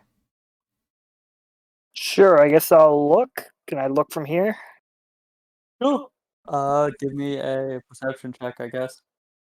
Actually, don't bother. You do not find any secret doors, unfortunately.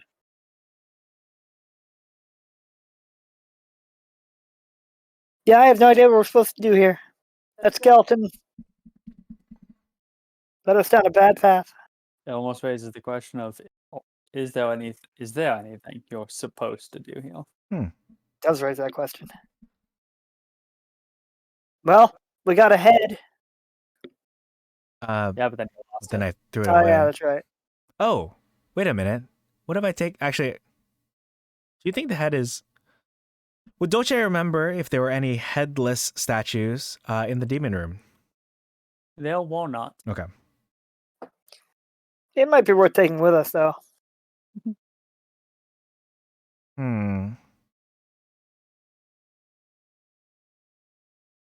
Maybe. Can I see into the? I can't see anything else inside, like where the head used to be, like in that little. In the body of the statue from here. Not from this distance, no. Hmm. And then Silly Pickles hasn't looked into it yet either, right? From the angle I looked at, there was only like wax or something. Mm-hmm. Burnt wax. Mm-hmm. We could try the torch thing.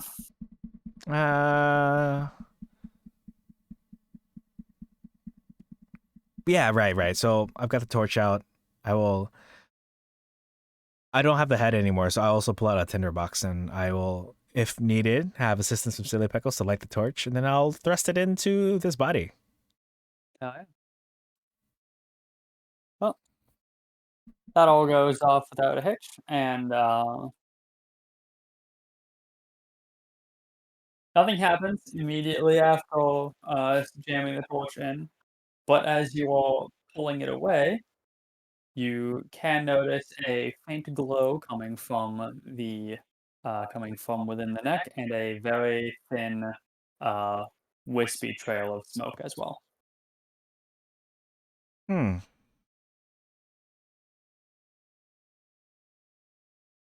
Friday looks so confused. Just a flow coming from the neck? A glow. Or did you say glow? Oh, glow. Gotcha. GF. They sound similar. You know what? I will attempt to move. Wait, the glow is probably, it's not wax, do you think? Does wax glow? Hmm. And then you weren't able to grab anything, right? Or were you only pulling from the head? I was only pulling the head. Oh, Salt and wax things glow Hmm. can you when lit on fire anyway. perhaps why reach not? in there and grab? I see something glowing. Not sure what it is. Yeah, Silly Pickles will attempt to pull whatever the glow is with Mage Hand. Alright.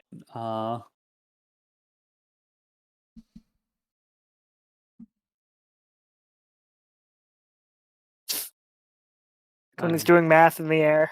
I'm trying to figure out like how exactly this would work with regards to a non-physical like hand thing.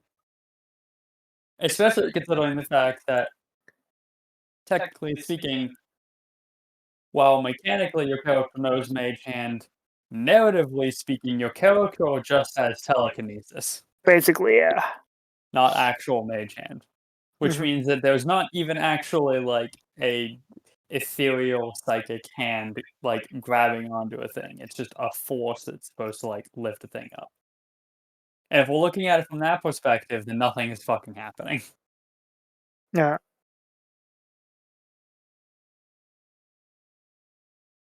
Well, if it makes it easier, I am willing to risk hurting myself again to run in and grab it. Weirdly dedicated to this. Yeah, I'm not sure I can do anything with it right now. All right, Dolce will run up, reach in, she has gloves. She will try to grab whatever is making the You're glow. able to see a boning wick at the base of the neck Yeah. now that you're standing up against it. Actually, As if it is the last vestiges of a candle. Ah. I'll step back. Does the candle, is the smell strong enough that it feels like it's permeating the horrific stench of the water around us? When you're right next to it, it smells a little bit better, but Oh. you're also standing in raw sewage. So All right. Well, I'm done in also, here. I want to stress that the false thing that you guys did as soon as you went into this dungeon was immediately go into the sewer room. Yeah. Dolce's gonna have Dolce's shoes are gonna have to live with that for a good while now. Yeah. Ready By to which take I mean for the prestidigitation? rest of her life. I considered taking prestidigitation. It's tragic. Such a good spell. Yep.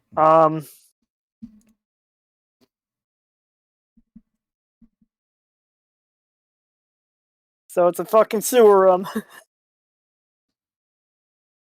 Fuck you, skeleton. Fuck you, skeleton. All right, I'm ready for a different room. Amazing. Okay. There probably is something cool to find in this room, but I don't know what it is. So It could be like It a could be. Metroidvania. We have to like. Maybe this is a Metroidvania. I don't know. So basically, with the torch, she was able to light like the last remnants of a wick that is currently burning, like the rest of the wax in there or whatever. Maybe if we put Whatever was left. if we put the head back on, maybe something will happen. But I don't have the health to comfortably deal with that anymore. And the head is more than 10 pounds. Who knows? Not necessarily. It was screwed in place, remember? Right. Okay. Well, in that case, I will attempt to float the head. Does it work? Sure. Okay, I'll float it over and screw it back on. If I can. Sure. Does anything happen? There was a faint glow coming from the eye and mouth holes. Wow. Wasn't there already like an aura or something coming off of it when we came in? Oh yeah, the purple one. statue is and has continued to be glowing faintly purple. And is the light coming from the head now purple? No. Okay. It's just regular firelight. Yep. Gotcha. Think of it kind of like a jack-o'-lantern. Right. Except it's just also a statue of a fish person that's glowing purple.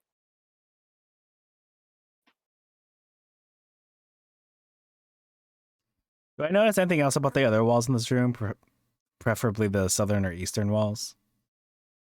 Nothing else really stands out.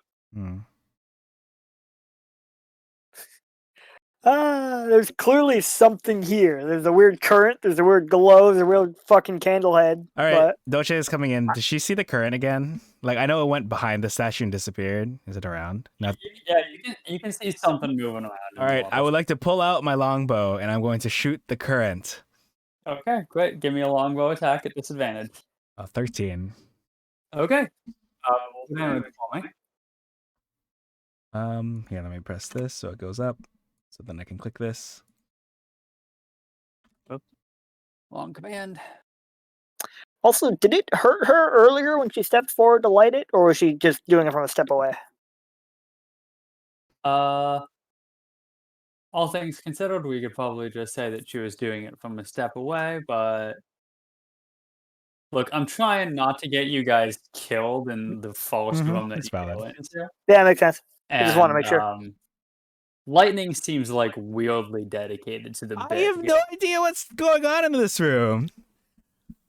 Okay, We'll find great. out What's after I going shoot this on in thing. this room is roll initiative for me. Yeah! Fucking phenomenal. Yeah!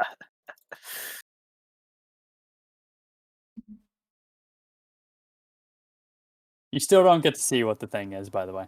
That's okay. I'm sure we'll see it eventually. Or not, actually. Probably not, actually. Let's see here. Does it not have a token?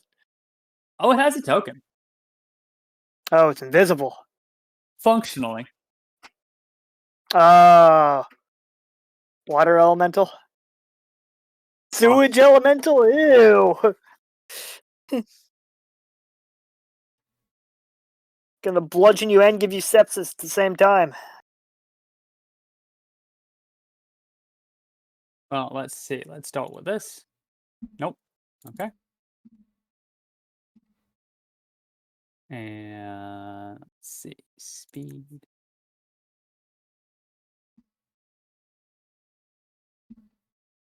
All right, Dolce, you're up. Okay. You saw a current move along the back wall.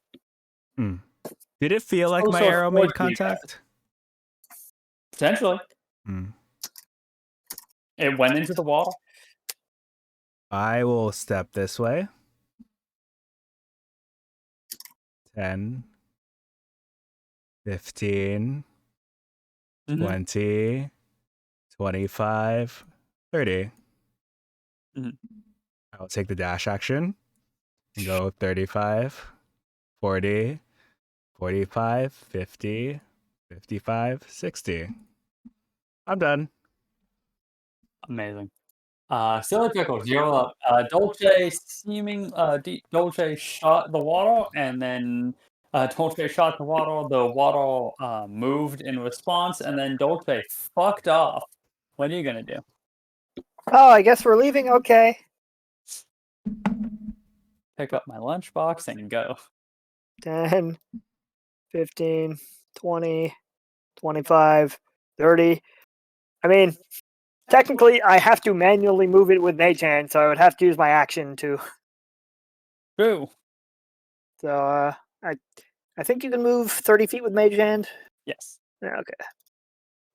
5, 10. Unless otherwise specified by an effect. All right. And that's where I'll end my turn. Great.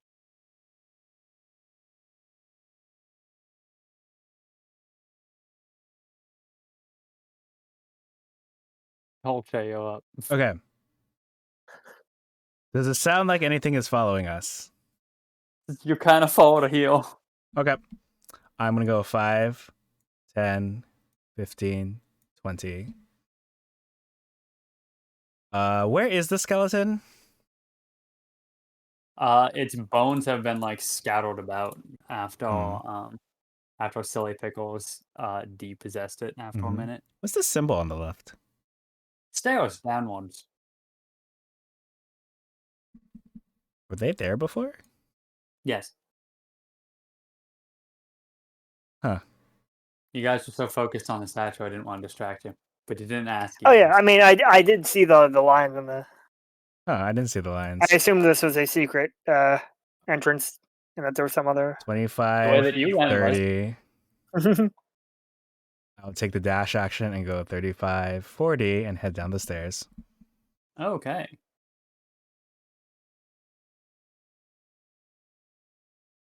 Choices all made. I'm just gonna say fuck it, I'll just reveal the block.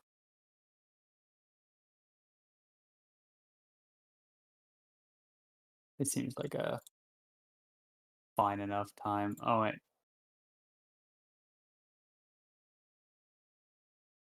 I'm gonna ask you to call it there for your turn. I'm gonna let Silly Pickles do something, and then we'll return to non-turn order. Okay? Okay. Do I hear anything calling us? Nope. All right. 10, 15, 20, 25, 30. Move blockhead. And we're out of initiative. You are. Lightning, I need to ask you a question, Yeah. DMs. Oh, sure. Okay. Let me. One sec.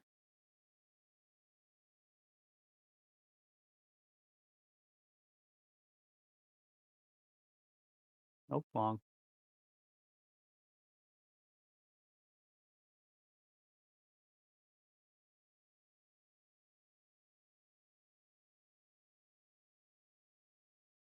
Google doesn't want to help me.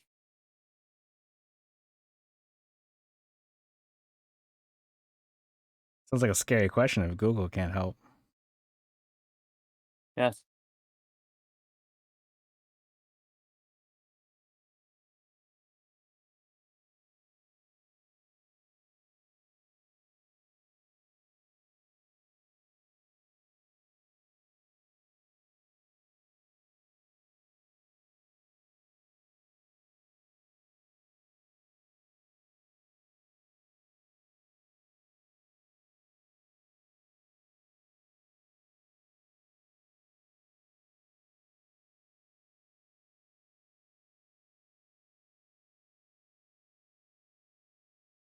Oh, if we want, we could also.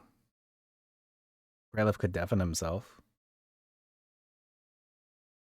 It's probably easier to. He's Right, let me he think about is he is it. sitting. Oh, in the right, room. right. La la la la la la. Here.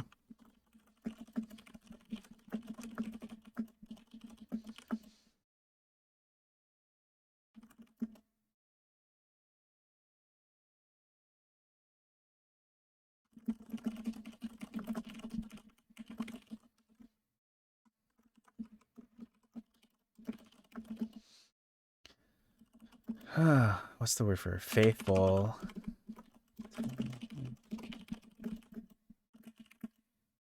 What's the name of the stat? The stat thing. Point by. Point by.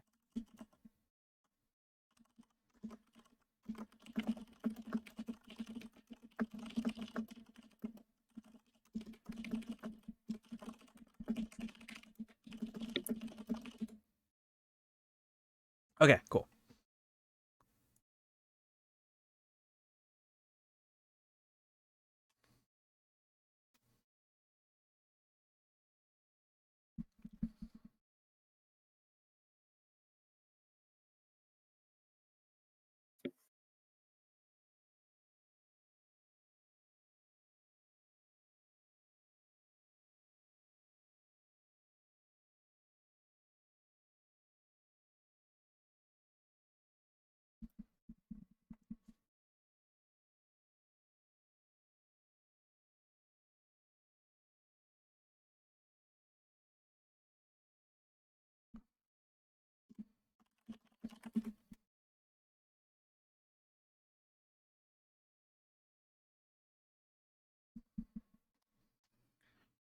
Right. I see now why Google cannot assist with this particular unique situation.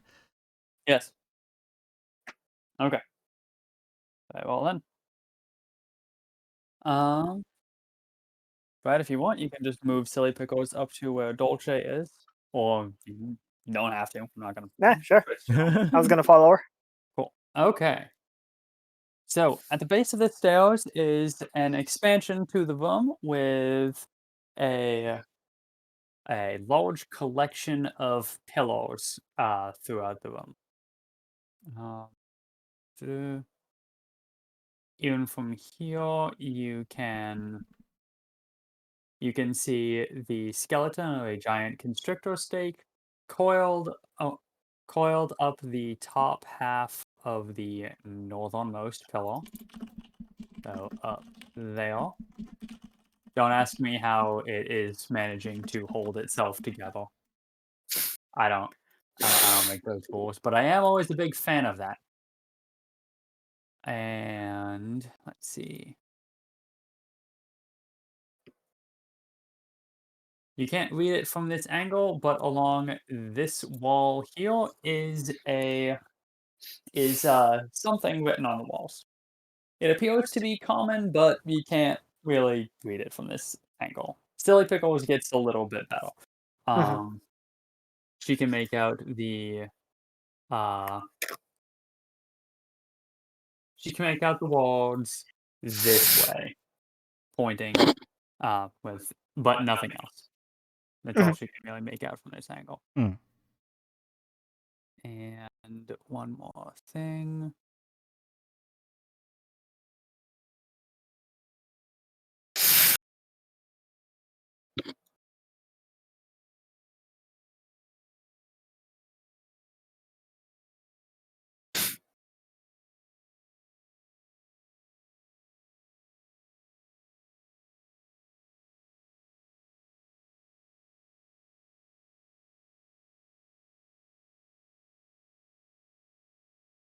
All right.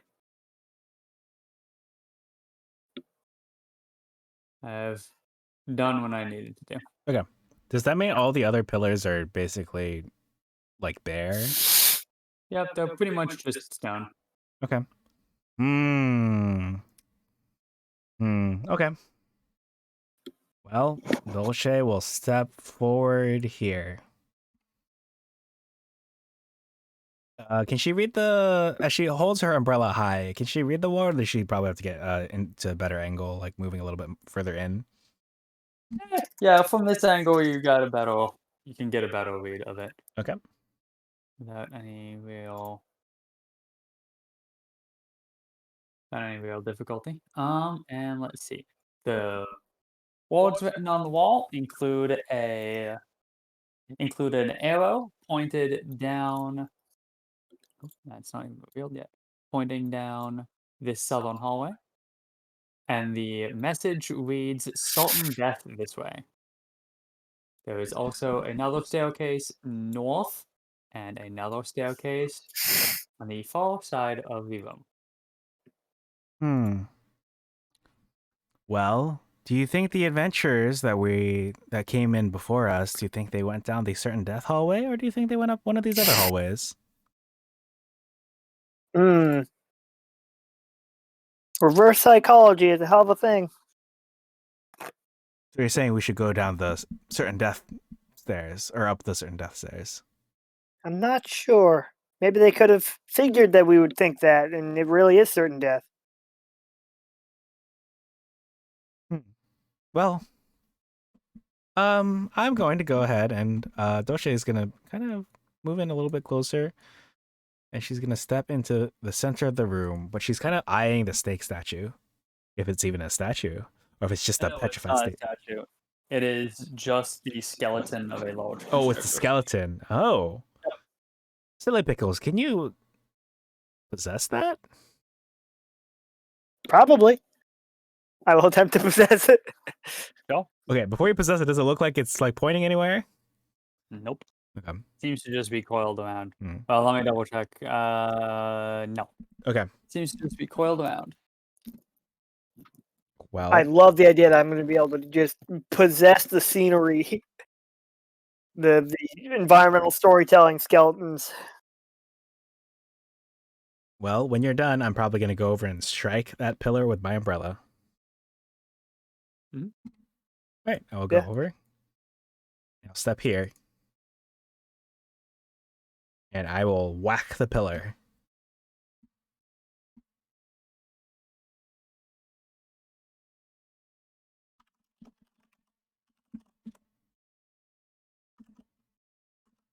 I see you changing that damage type. Yeah.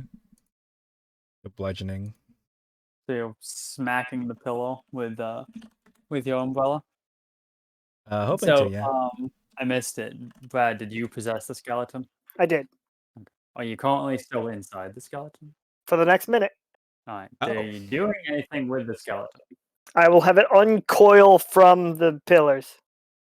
And okay, are you just having it drop to the ground? Yeah. Okay. Was it holding the whole room together? No. Hi. Based on the impact, you get the sense that the only thing preventing this skeleton of this snake from just falling to pieces is your presence within it somehow.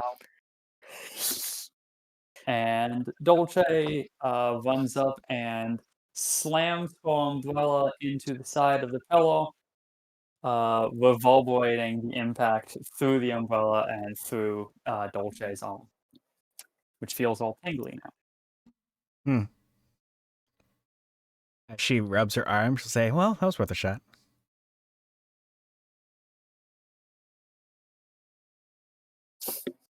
The skeleton snake will sort of slither out around for a minute, but then right before she loses control over it, she will attempt to contort it into the shape of a smiley face.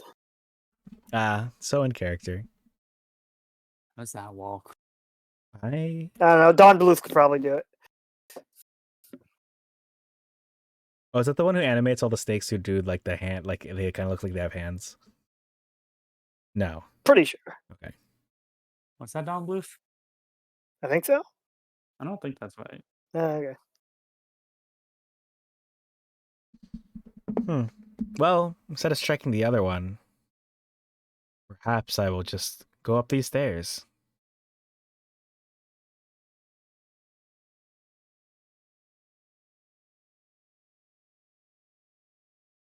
To the north? Okay.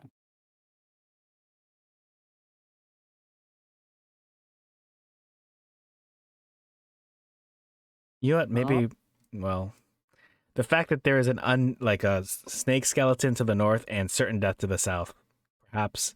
Okay, if you describe anything, I'm probably gonna go the other way. But for now, There's I picked up.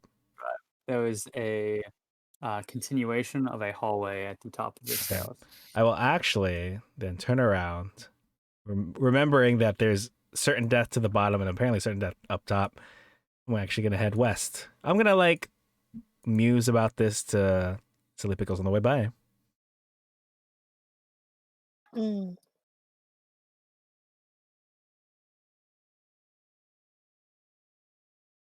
Certain depth is to the south, right?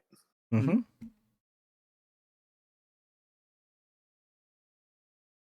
All right. Give me a moment.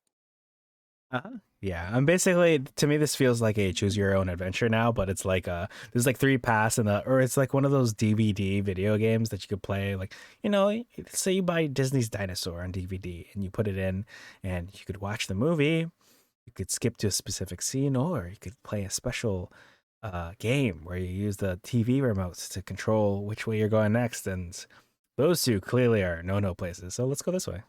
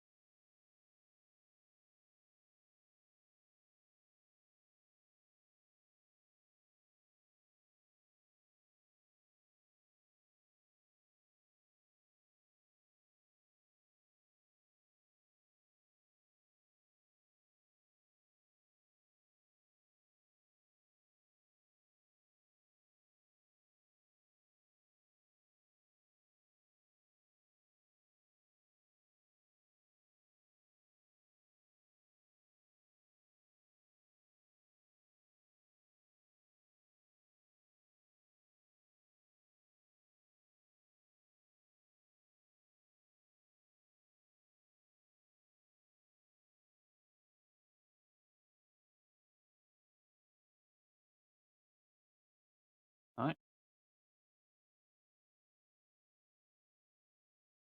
So we'll dice that hallway.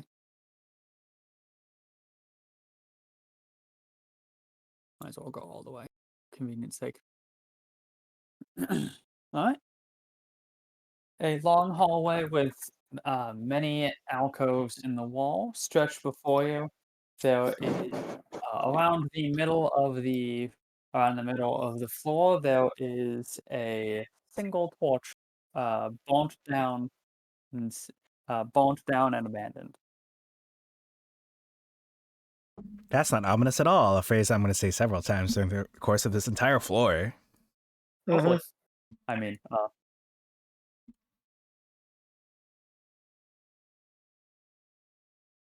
by the way, what are your past perceptions? 15. 14. Okay. Not bad. You what? Perhaps for no reason at all. Perhaps Silly Pickle should take the lead here. Yeah, okay. You better hope it's not pressure plates or anything, because I won't be able to. As you walk down the hall, these various alcoves, these niches, are actually filled with Nice. full body sized mirrors. Oh. Do they seem like normal mirrors when I look into them?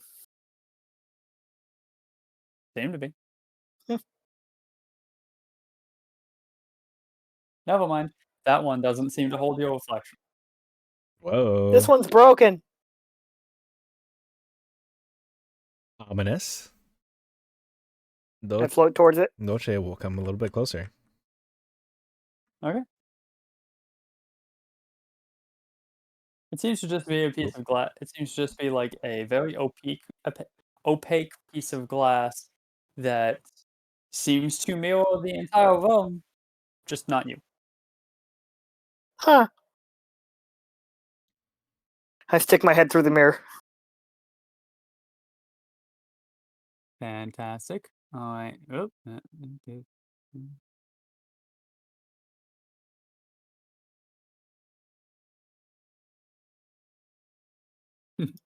Perfect. On the other side of the mirror, you can see a hidden shelf in the wall. Ooh. Ooh, there's a shelf in here. I'll pull my head out. I will, unless Silly Pickles wants to do it, I'm gonna see if I can push or pull this mirror. I'll get out of your way. All right, I'll step forward. Hope nothing untoward happens to me. Nope, nothing yet. All right. I'll see if I can. Well, let me see if this mirror is trapped. Is this opaque mirror? Is this thing trapped? No, you tell me. Give me a perception check. Right. Would that be investigation? You know, honestly, I feel like they asked for investigation, but I don't have strong feelings either way. Fair enough. Go with perception. Okay, I appreciate that because actually perception is higher. Ooh, You an don't see any 18. traps on this mirror. All right, I will push or pull it depending on what the situation is. I would say probably just take it off the wall. All right, I will take it off the wall, like lean it against one of the other walls here. Mm-hmm. There is a shelf inside this wall. All right, do I see anything on the shelf? No. Does it look like Wow. I can do anything with the shelves, like pull them up or down? Nope. I'll float through the shelves just to make sure there's not another secret door behind them. Understandable. There is not. Nope. You got a weird feeling when you're on the other side of that wall, by the way. Weird feeling. Weird compared to when I normally move through walls. Yep. Huh. You may find out later. Okay, that's fine. Well, I mean, I guess there haven't been very many hazards up to here. Maybe whatever was in here has already been looted. Oh, that makes Well, sense.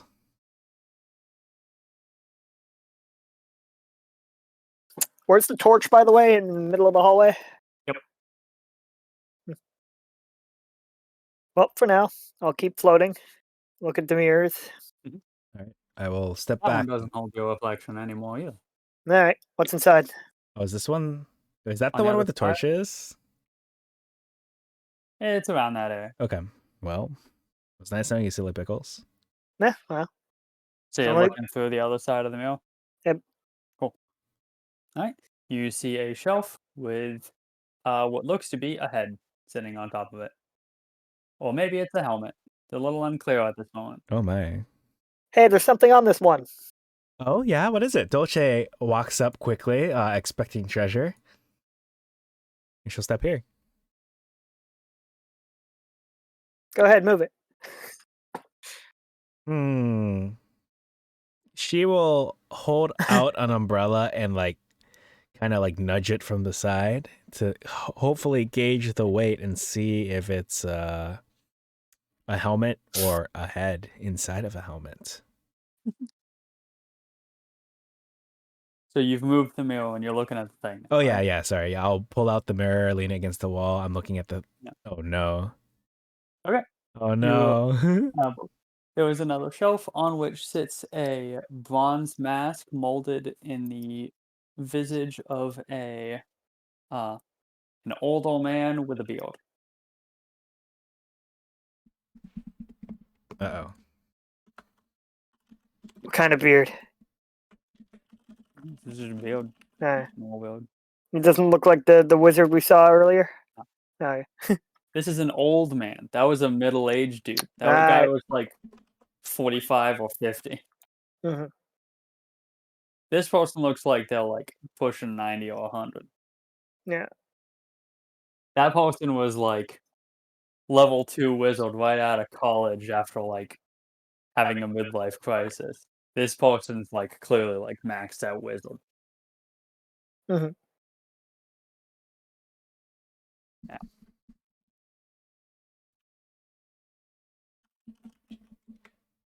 I don't know what that is, but it's kind of cool. Well, if I wore armor. I noticed your AC is shockingly low. Oh, it's so I have a. Here. I updated it. I actually have a decent AC for someone with no armor. Thanks to my naked steel class feature. Ah, nice. Forgot about that. Cool. Let's see. 10 plus proficiency bonus plus your dex mod. That's a little nutty. Do you think you could hold on to it? It might be worth something. Oh. Good point. I, as an avid businesswoman, I was about to say the same thing, and she will reach forward. Sorry, she will holster both umbrellas, and she'll reach forward and grab this totally not suspicious helmet with both hands. Okay. Kind of weighty because it's like made of bronze, but it's not like impossible to hold. Well, she will. When she lifts it up, wait, is the head still with it? No, there's no head in the mask. Oh, okay. She will add it to her collection. A collection of bronze masks of old men. Got it.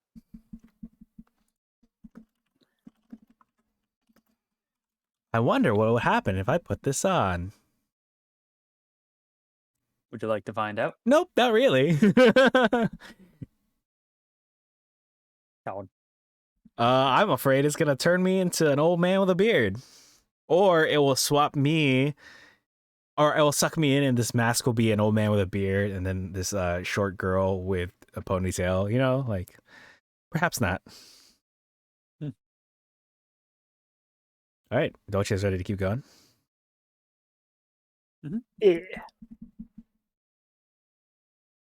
Any of these mirrors?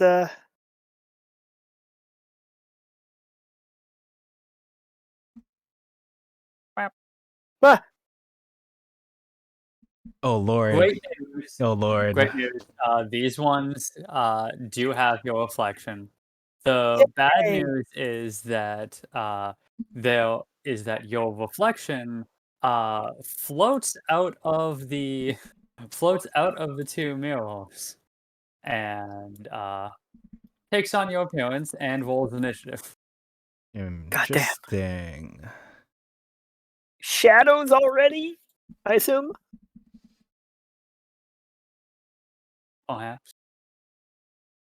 All right. While this initiative is being rolled, thanks to Naked Steel, I also treat longswords as finesse, so I was gonna swap them from strength to dex. Shadowy duplicate. Yes. Okay.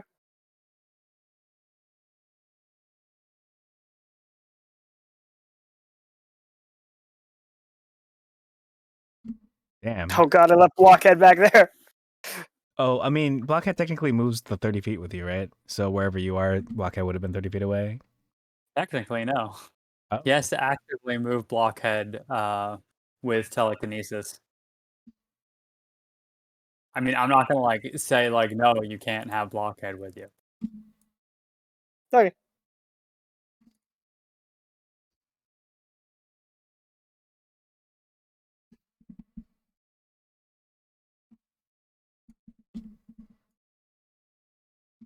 Battle against the dungeon denizens. That makes me feel like there's gonna be more than just. Oh, well, it's probably like any denizen of the dungeon in general. Okay. Yeah, I think Quinn was telling me due to the overwhelming amount of stuff in this dungeon, Mhm. the tracks are going to be a little more generic. I can't have I can't have it if I even so much as had one track for every individual floor of the dungeon, that is 23 songs up front. Ignoring the concept of like different types of encounters, uh, fights, both easy and hard, or single target important boss fights, specific named NPCs that I need to be important, possibly recurring like quest givers that might need their own songs. Like it's just it's too much. It's got to be more generic. So anyway, uh, when you are ready, Dolce is up first. All right. Dolce will move in and go 5, 10. You said that these took on our appearances?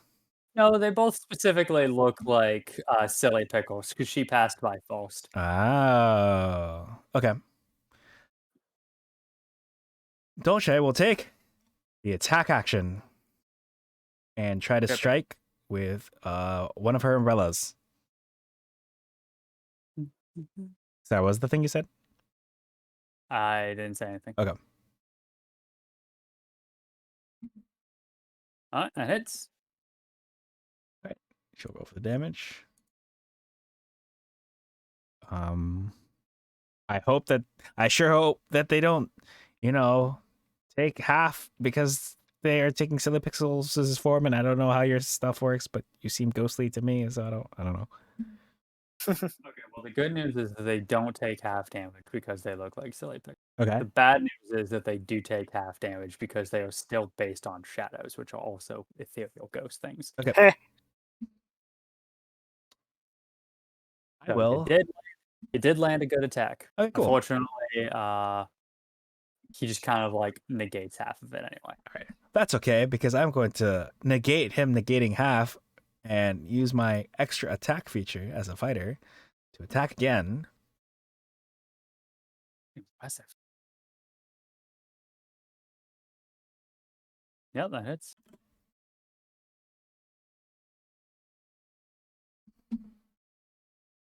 All right, not bad. It is still up, of course, Okay. but not bad. I will also spend my bonus action to make an attack with my offhand.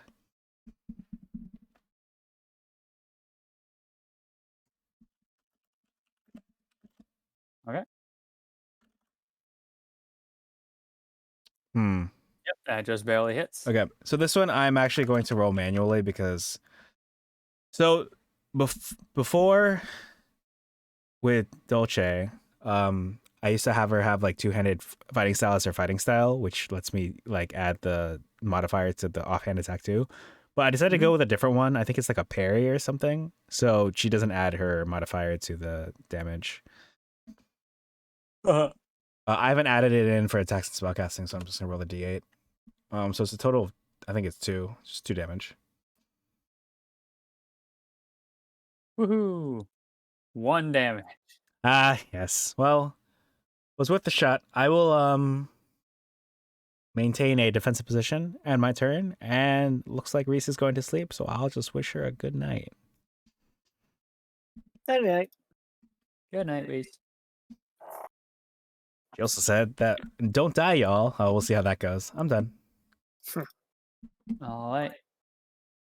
Next up is the shadowy duplicate that you just attacked, and it is going to attack back at Solstice with Strength Drain. I assume and hope that a 6 misses. It does miss, thank goodness. It's a miracle. Next up is shadowy duplicate doing the beneath Silly Pickles doing the same thing. Strength Drain, go. Oh! I'm going to assume that a crit does in fact hit. Oh! Damn. So that is either 17 damage or halved if you somehow reduce necrotic damage. I do not. So that is 17 damage, and your strength score is reduced by Oh! 4 until you finish a rest of some kind. Good to know. Silly Pickles, you're up. All right. Silly Pickles is going to use a bonus action to try and possess this motherfucker in front of her. Yep. Charisma save. Sorry. I know you don't like big walls. So long. Okay. Charisma save. What's the DC? I believe it's 15. I assume it's 8 plus proficiency bonus plus my aspect modifier, which is 4. It is genuinely weird that you, as a ghost, can possess ghosts, but I'm not gonna like actively stop it. You can be talking somehow damage, you move the host, only experience with that's creature acts normally on its turn. Yeah, okay, fair enough. Congratulations, I think that passed. Yoop. And it dawns on me, I don't know what the fuck I'm going to do with this because I assume they're immune to necrotic damage. Yes. Uh, Was your hope just so that they would attack each other? Something like that. Yeah, I don't think that's gonna work you with it, unfortunately. Yeah. Let's see. Now, one thing you could potentially do is I forget, are you allowed to still like throw your weapon around while you're possessed? I don't believe I am, no. Great.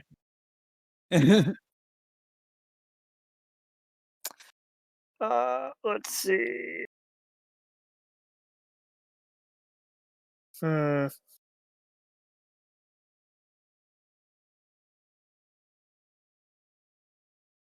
What I can do, if nothing else, I assume these guys can move through walls.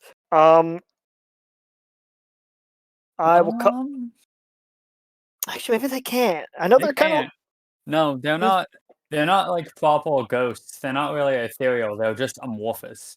So they Okay. can squeeze through cracks as narrow as 1 inch wide without squeezing. Fair but enough. They're not. They can't go through walls. Well, in You've that gotten case, significantly less mobile doing this. well, there is one thing I can do to result in being attacked. I will force it to dash using my action. It'll dash north, and then east, and then leave Solstice's. Okay.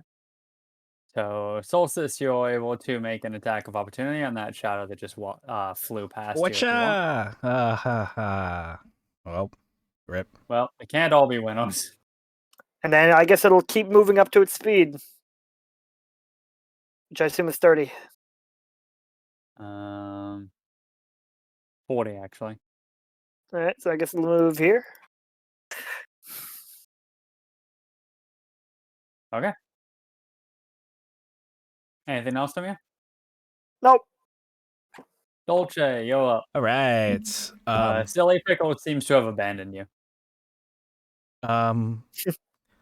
While normally I feel like a character I've been controlling will look around and be like, what? Where did Silly Pickles go? Dolce is focused on the hunt.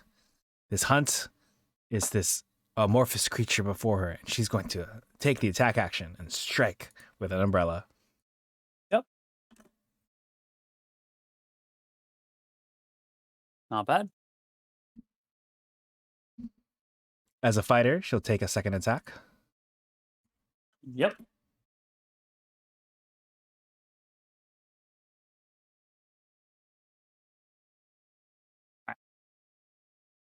And that's enough to knock that shadowy, silly pickles out of existence. Poofs back into the ether from whence it came.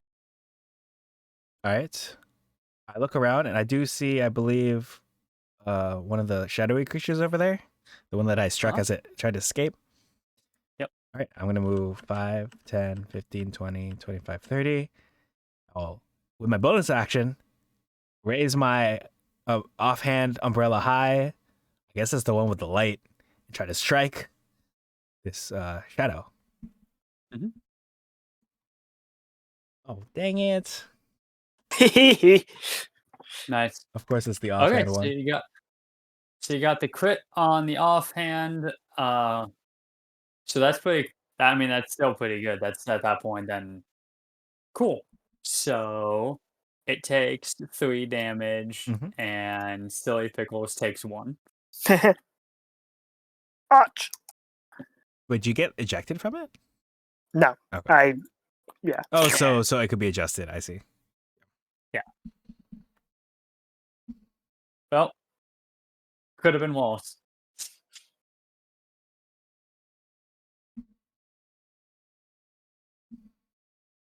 I getting in, like, think that's it for my I turn. think Mhm. we're getting in basically one fight. You guys are taking a surprising amount of damage, Yep. and as Silly Pickles is impossible to target, this shadowy duplicate is going to attack Dolce. There's a 21 hit. Let me check something.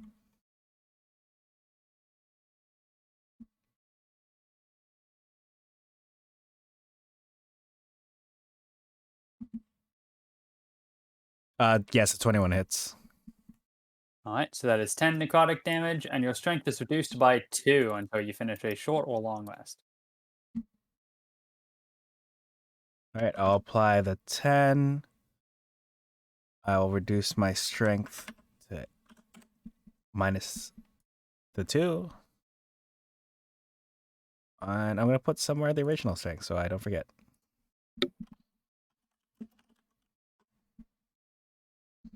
Okay. Alright, that is going to be the end of its turn. Silly Pickles, you're up. Alright. At the beginning of her turn, she will depossess the shadow. Dolce will look surprised by this. And she'll say, "Alright, let's see how you like this then." And she will launch Blockhead at the shadow. And let me see how that works again. Object within 30 feet weighs no more than 10 pounds. Hurl it 30 feet in any direction. If you choose to have it strike a creature, make an aspect attack.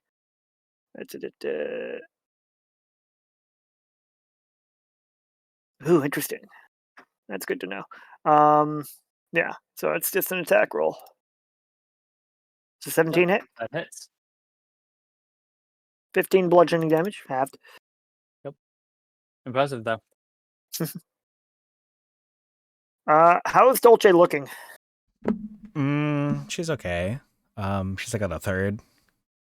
Mm-hmm.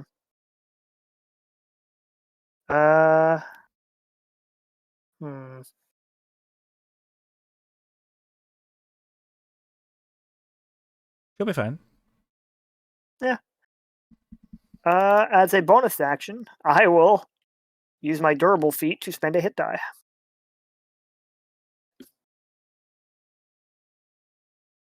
Regain 7 health. Nice. Alright. And that'll be the end of my turn.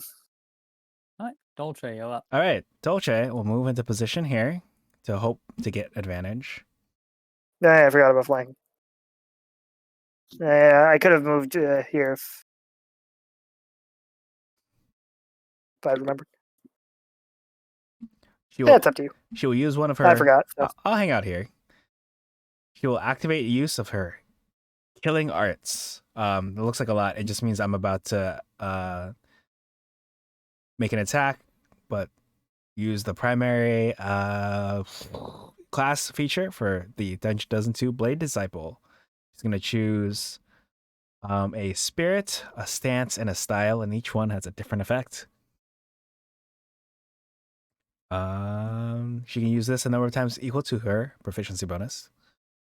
So first, I guess I should roll to hit. Well, no. I need to decide what I'm. Sorry, I need to decide the things first because they affect the attack. It's kind of like if this were an anime, she'd be like, "I activate my surging spirit whirlwind stance strike style attack, whatcha," like that. But it's not anime, so first she'll choose her spirit. I'm going to choose a surging spirit so she can gain temporary hit points equal to her proficiency bonus.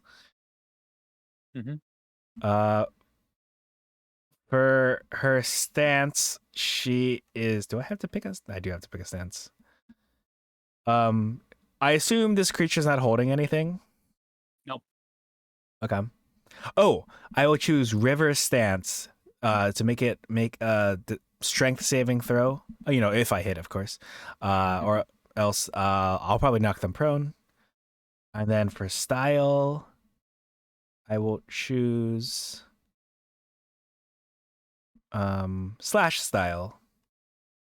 So to recap, it's going to be Surging River Slash.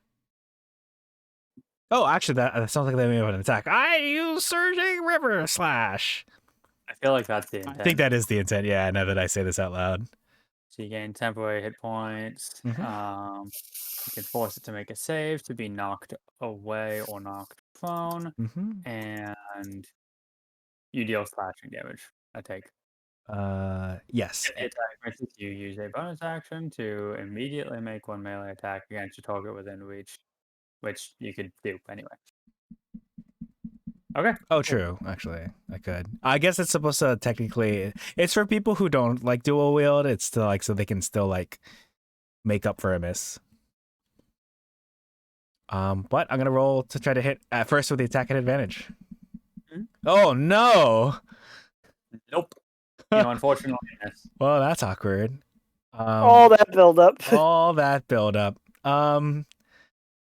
Well, because the attack, I can use it to make immediately one. All right, well, that's awkward. Wow.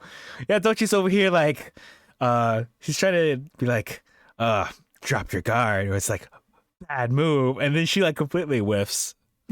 Nothing pops an L, kid. Well, she will make a second attack as a fighter. Yeah, that one hits. Of course, this one hits. Alright, it is still up.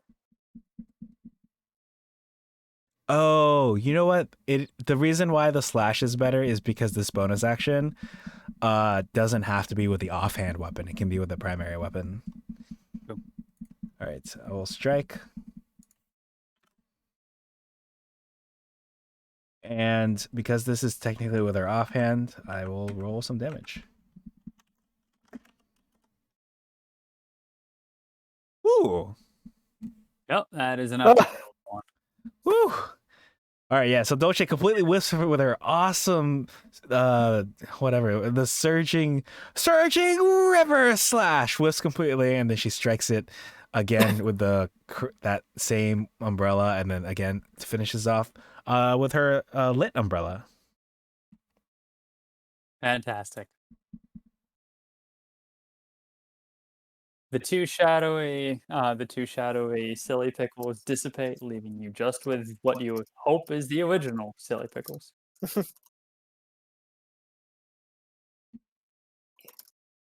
Wow, that was rough. Yeah, are you you got okay the over moves there? of those umbrellas, though. Thank you. I've been training a while. I've been better. Dolce considers the healing potion she has in her bag, but for now, we'll trudge forward. for a bit. So I tried to possess one of those guys, but I don't think they're very good at hurting themselves Oh, so when you possess someone, you can make them hurt themselves. That makes sense. or each other. Are you able to have them attack themselves? I don't see why I wouldn't be able to. No. Like they'd have to roll against their own AC, but Yeah. which is silly. Which is a silly like visual, but stop hitting yourself. I could also possess you and have you hurt people if you let me. Oh, no, that's okay. Sure, it won't need to come to that. Weirdly erotic question. It's like my safe word is pineapple, and if pineapples are being used, then my safe word is airplane. Good to know. I like the sudden knowledge that that Lightning has a greater understanding of safe words than I ever have. I'm sure I'm sure there's no reason to read into that. No, it's pineapple. It's from some movie. I think it's from Pineapple Express, or maybe we were talking about. But I've never seen Pineapple Express. And then I think in conversation you're like, well, what if you're using a pineapple? It's because of that. Well, looks like Dolce as a D&D character. Another thing I'm adding to her list of things that she's inherited from her player. Her safe words. Confirmation Lightning does have safe words. Got it. All right. Now my relentless teasing of Lightning is broadcast on Twitch. It's okay. It's okay.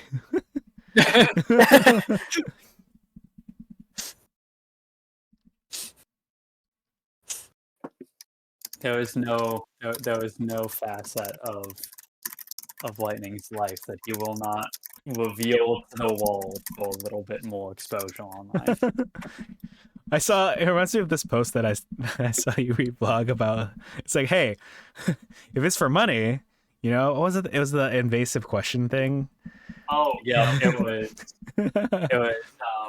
went on on that like game show for college team where they asked like the implication was supposedly that like they had just asked some weird like kind of invasive question, and Brennan just with a smile just responds, there was no something along the lines of like, there was no corner of my heart that I will not unfold for the world to see for 5 points.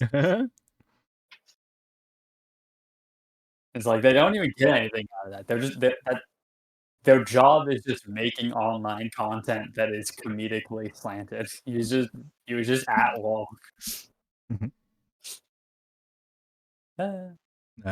Capitalism. Yeah. All right.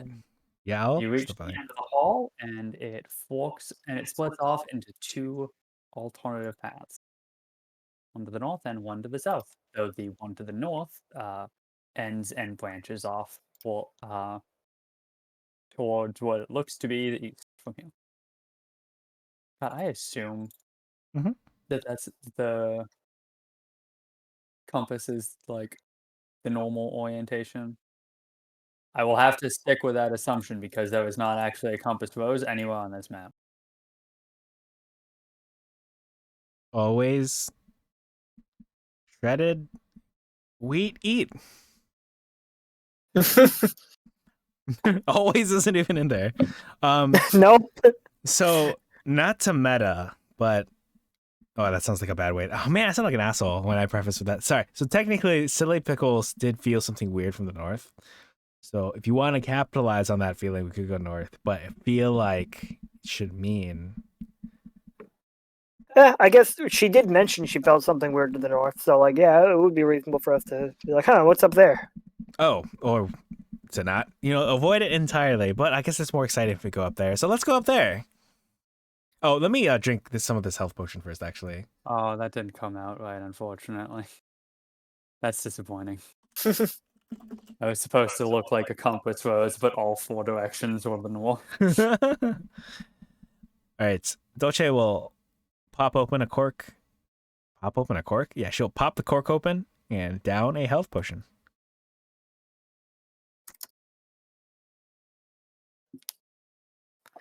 She feels Yeah. much better about checking out the strange hallway ahead.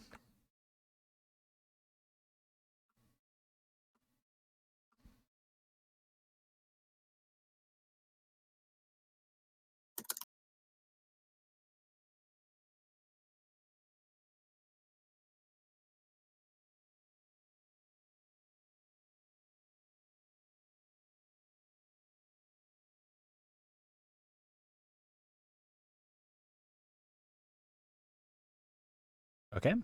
Boccia will step forward a little since her light doesn't reach very far.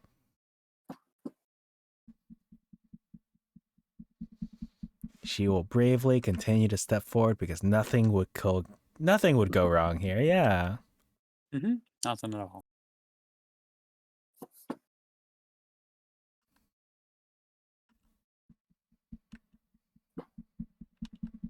Oh no. I mean, oh yeah. Fight, fight, fight. Gotta level with you guys. Oh, I live for those moments where I get to reveal just a tiny piece of the token and you guys freak out. Yeah. Well, I'm glad that I could That last bit of reveal was done intentionally to get some kind of reaction. I appreciate Lightning for not disappointing. How Great, exhilarating. okay. Well, time to get time for a couple fun things. Oh no. Oh no. Sorry, I'm having flashbacks to that rotating jade statue from Saltmarsh. That one was fun. Vampiric Jade statue. I can't believe they came up with an enemy concept like that and didn't give me a fucking token for it. Tragic. I know. So, the hallway empties. The hallway folds out into a slightly larger room, populated by burnt torch stubs, discarded potion bottles, and Oh, no. the occasional mussed up and heavily worn bedroll. Otherwise, the room is empty, save for a large statue in the corner that bears the appearance of either a devil or demon. Oh no. All right, this music change. A strange but welcoming statue. Oh god. Oh god. What is this? Oh. Oh, these vocals. Haunting. Strange but welcoming, huh? You got that same strange feeling as you float down the hallway, Silly Pickles. Oh yeah, there it is again. Wait, there's what again? The The feeling I got. I phased through the wall a little bit. And remind me, Silly Pickles, was this a good feeling or was this a not so good feeling? If you had to put it into words, strange but welcoming seems to fit. Like she pulls out those doctor like charts where it's like, what smiley face represents how you're feeling? Like, are you this smiley face? Like, what is those pain charts? You know what I'm talking about? It's like, Yeah. which one are you feeling right now, Silly Pickles? Hmm. Oh man. Like a little bit good, maybe. Oh, haunting. What in the world? Oh, this song is crazy. All right. Ah, I see. Dolce will turn around. She looks like she wants to leave. Well, actually, no. Dolce, turn around. Does it look like there's any red hair on the ground? Now that I remember and have reminded her that there are torch stubs, like empty potion bottles, strewn bedrolls. Like, do any of these? I mean, is there red hair around? Or like a wizard hat? Is there a dwarf corpse? Is there a dwarf fjord here? Asking for a friend. You do not see any indication of the adventurers who, I might want to remind you, came down here about, like, 4 minutes before you. Yeah. Maybe the statue ate them. I don't know. That's what I'm thinking. Fair enough. Well, I'm curious enough to investigate. Dolce nods solemnly, but we'll stay right here. Is that you, Lucy? I thought you said you didn't have friends. Dolce is. Oh, Both sorry, of it was you the demons. feel Mhm. both of you can hear a calm voice in your head that says, "Come, rest your weary bones." And then, or closest facsimile. What's down at her body? You don't have a body. Yeah.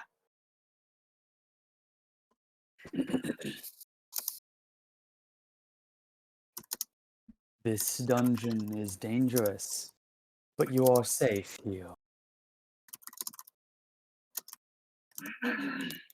Yeah, okay, I'll buy it.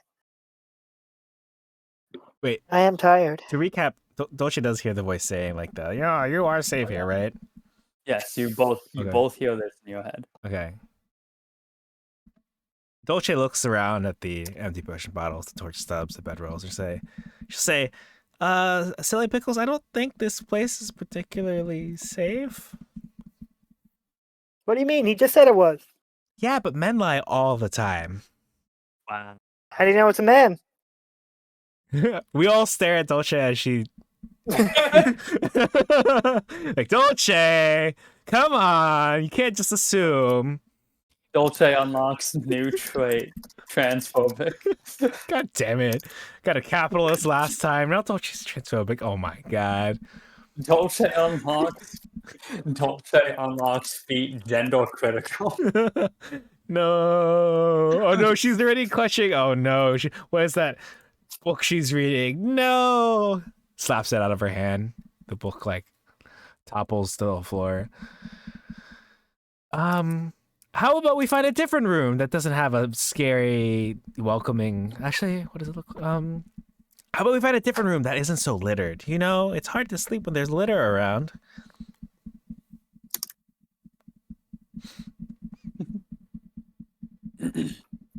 So do you mean no one will be able to attack us here? That is correct. I have limited influence in this place. But rest here, and I will ensure that no harm comes to you for long. No one can attack us. Dolce like pats. She like holsters her lit umbrella and she pats like her palm with her other umbrella. She'll like hold it up. She'll come a little closer. She'll stop here. She will poke Silly Pickles with the umbrella. It goes through her. She will poke the statue with the umbrella. This dungeon has ended many lives before their time. But rest here, and should you fall, I can return you here, as you once were. Do you do this for everyone? Is this the same us that comes back? Thinking about the philosophical ramifications. An interesting question. Yes, rest assured, it is the same Dulce de Leche who falls who will return to this room. And I offer this to any adventurer brave or foolish enough to delve into these dungeons' depths.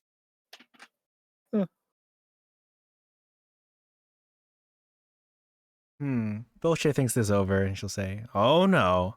Last time I was in the depths of some underground lair, someone told me to go to sleep. Well, she thinks back about to where she died. Hmm. He squints You'd at the think statue. you'd think there'd be more of a reputation in the bar above about people coming back to life when they die down here. Not everyone accepts my offers. Hmm. Not all are fortunate enough to make it back, even if they do. There are dangers in this place that I cannot protect you from. Tell me, statue. Actually, what is your name? What can I refer to you as? My name is Malayal. Malaya. Tell me, what is Here, let me type this a bit so it goes up for me. Malayal, tell me, what is going on? Why are there so many torch stubs and empty potion bottles around? Adventurers of yore have made use of this space to rest. They don't always pick up after themselves. Oh. Huh. Seems reasonable to me.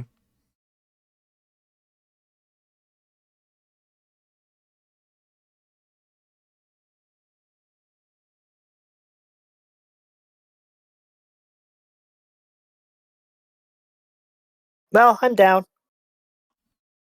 I've already died once. Might as well get some extra insurance.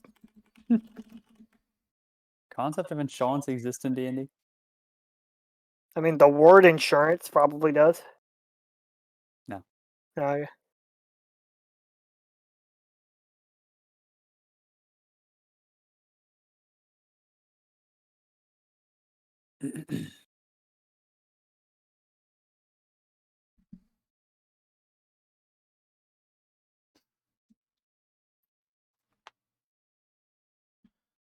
Hmm. If you're considering my offer, I am required to be as upfront as possible about these terms. Oh. This is not an offer I make purely from the goodness of my heart. This is a deal, a pact, a contract, if you will. Ah. Rest within the domain of my statues, and should your polity fall in battle, I will return you both here, unharmed. Oh. Right. If in a battle only one of you is to fall, I have no power to return you. Interesting. All or nothing. Interesting. And what do you get out of this? Oh, that's a good question. You're bound by contract to make your way to the bottom of these depths and deliver painful death to Halister Blackcloak. That name sounds Yeah, okay. familiar. Whoa, whoa, He's, whoa. he- Soy he's pickles. the Mad Mage, right? That is correct. Oh, yeah, that guy seems like an asshole. Silly pickles, your language. I'm an adult. Silly pickles, watch your fucking language.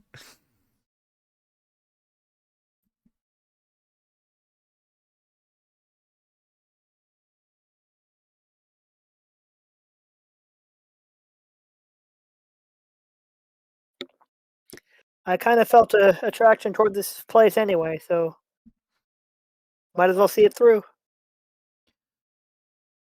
Silly pickles. Malial, mind if you just refresh my memory about this Alistair individual?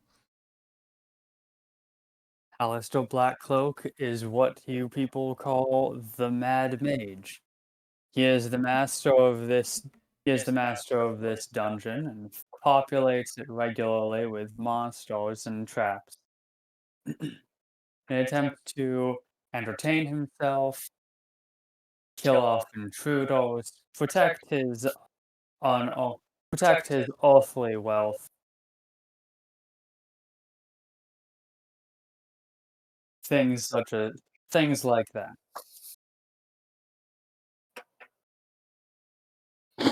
Depending on the individual.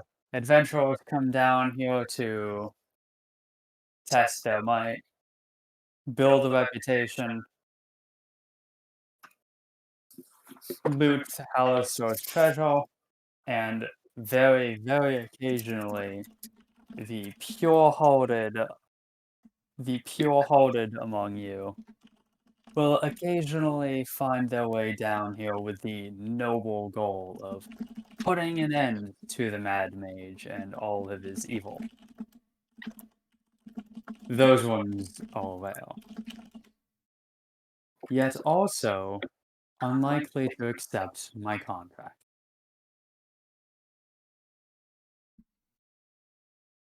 Oh, sorry. You said that the pure-hearted people who have the noble goal of putting an end to the Mad Mage are unlikely to accept Maliel's contract? Yes. Okay, got it. Thank you. Because those people are generally paladins or clerics. Oh, yeah.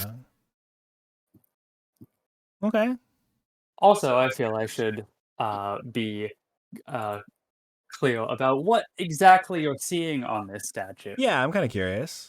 Because I put a lot of thought into it, and unfortunately I don't have a good picture for this. Oh, okay. Remind me to yell at Tyler about that later.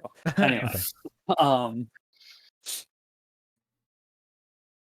So, this entity has the torso and arms of a human or humanoid. From the waist down are the crossed legs of a bull or minotaur. It has the head of a goat. Mhm. It has eyes with vertical slits reminiscent of a snake. It has antlers on its head reminiscent of a deer. And it has feathered wings folded around the it has feathered wings resting behind the statue, inverted with the feathers pointing up.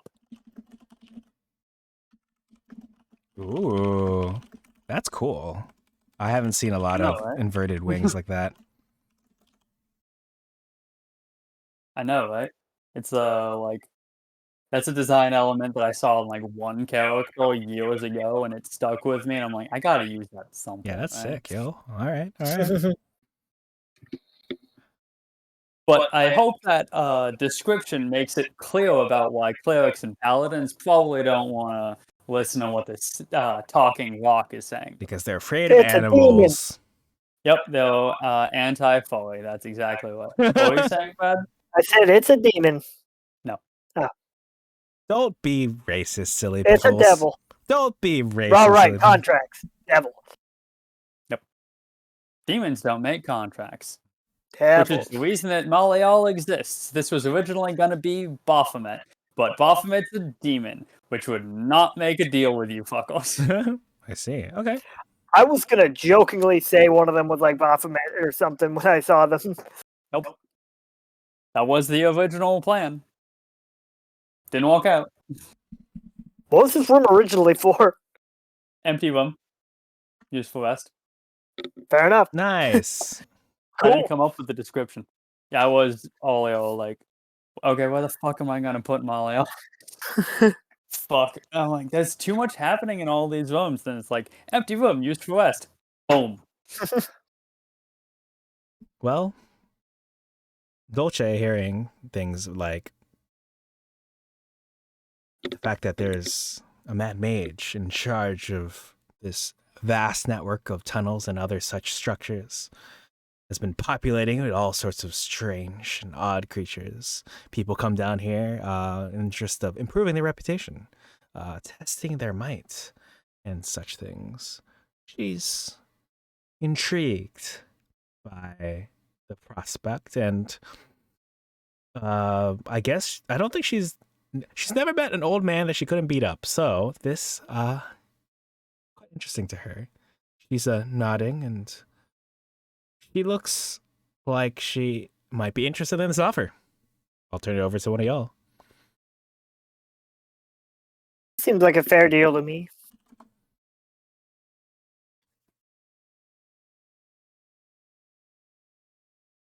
Then Can I? please. I'm sorry. Oh, Can I ask go for on. an insight check? I mean, I as a player believe them. Sorry, I just feel like it would be fitting for Dolce to actually try to garner some insight on this individual. Malal does go by he, him pronouns. Okay, thank you. If you are curious. Mhm. Apparently, I'm proficient in insights. I guess I'll try as well. Go for it.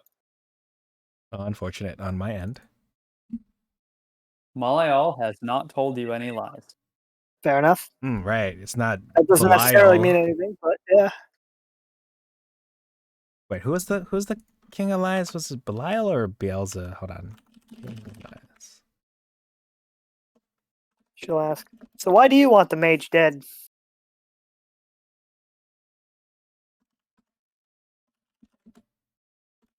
All secrets revealed in due time. Hmm. We all entitled to privacy, are we not? I mean, of course, privacy is a valid concern. Now, let me just level with you as a businesswoman. Okay, I keep saying this. I swear she's not a capitalist like the Arbiter is. She'll say, "Are you just hoping that we take care of this Vincent? What is the mage's name again? I'm so What's the Black Cloak? Yeah, Alistair. Vincent Price. Hallistor. That That was close, right? So this Black Cloak. They both have like an eye, maybe, depending on how you spell Alistair.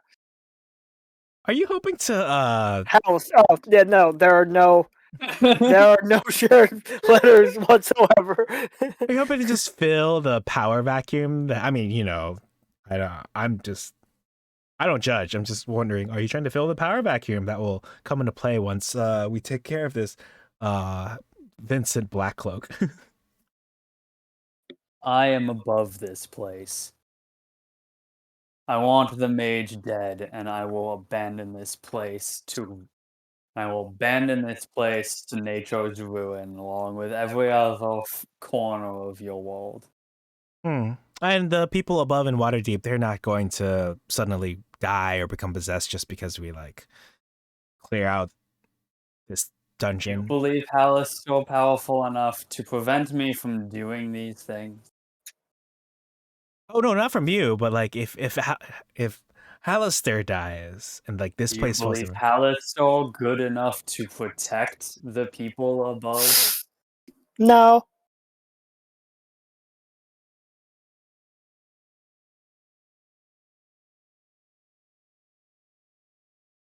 Okay, so what it sounds like to me, we can rest here. If both of us die, we'll come back here. All we have to do is make our way down, kill this Black Cloak individual. Seems like this won't negatively affect important people above ground. Perhaps it can only bring good things to Waterdeep. Perhaps.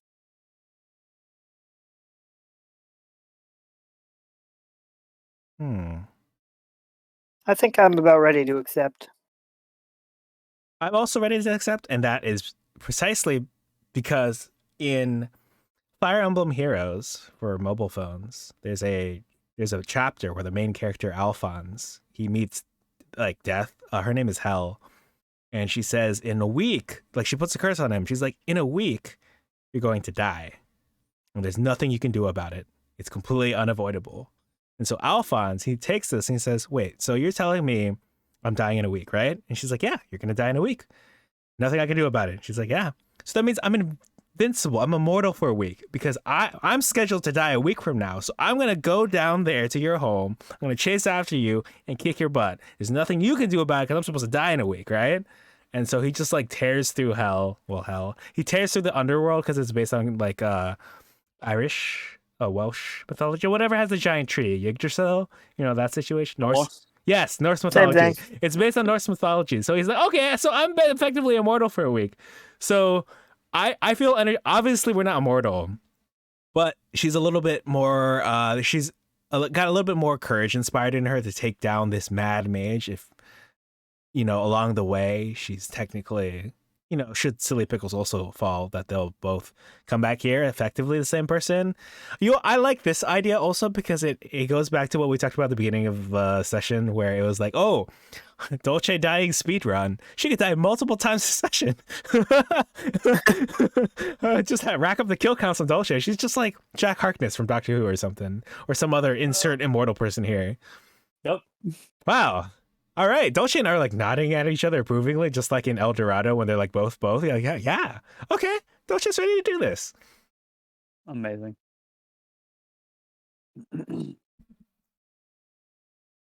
If you accept my tomes, then rest beneath my statue. Rest, heal, Well, and rest assured knowing that should you both fall, you will return heal. Good as new. all right, Dolce.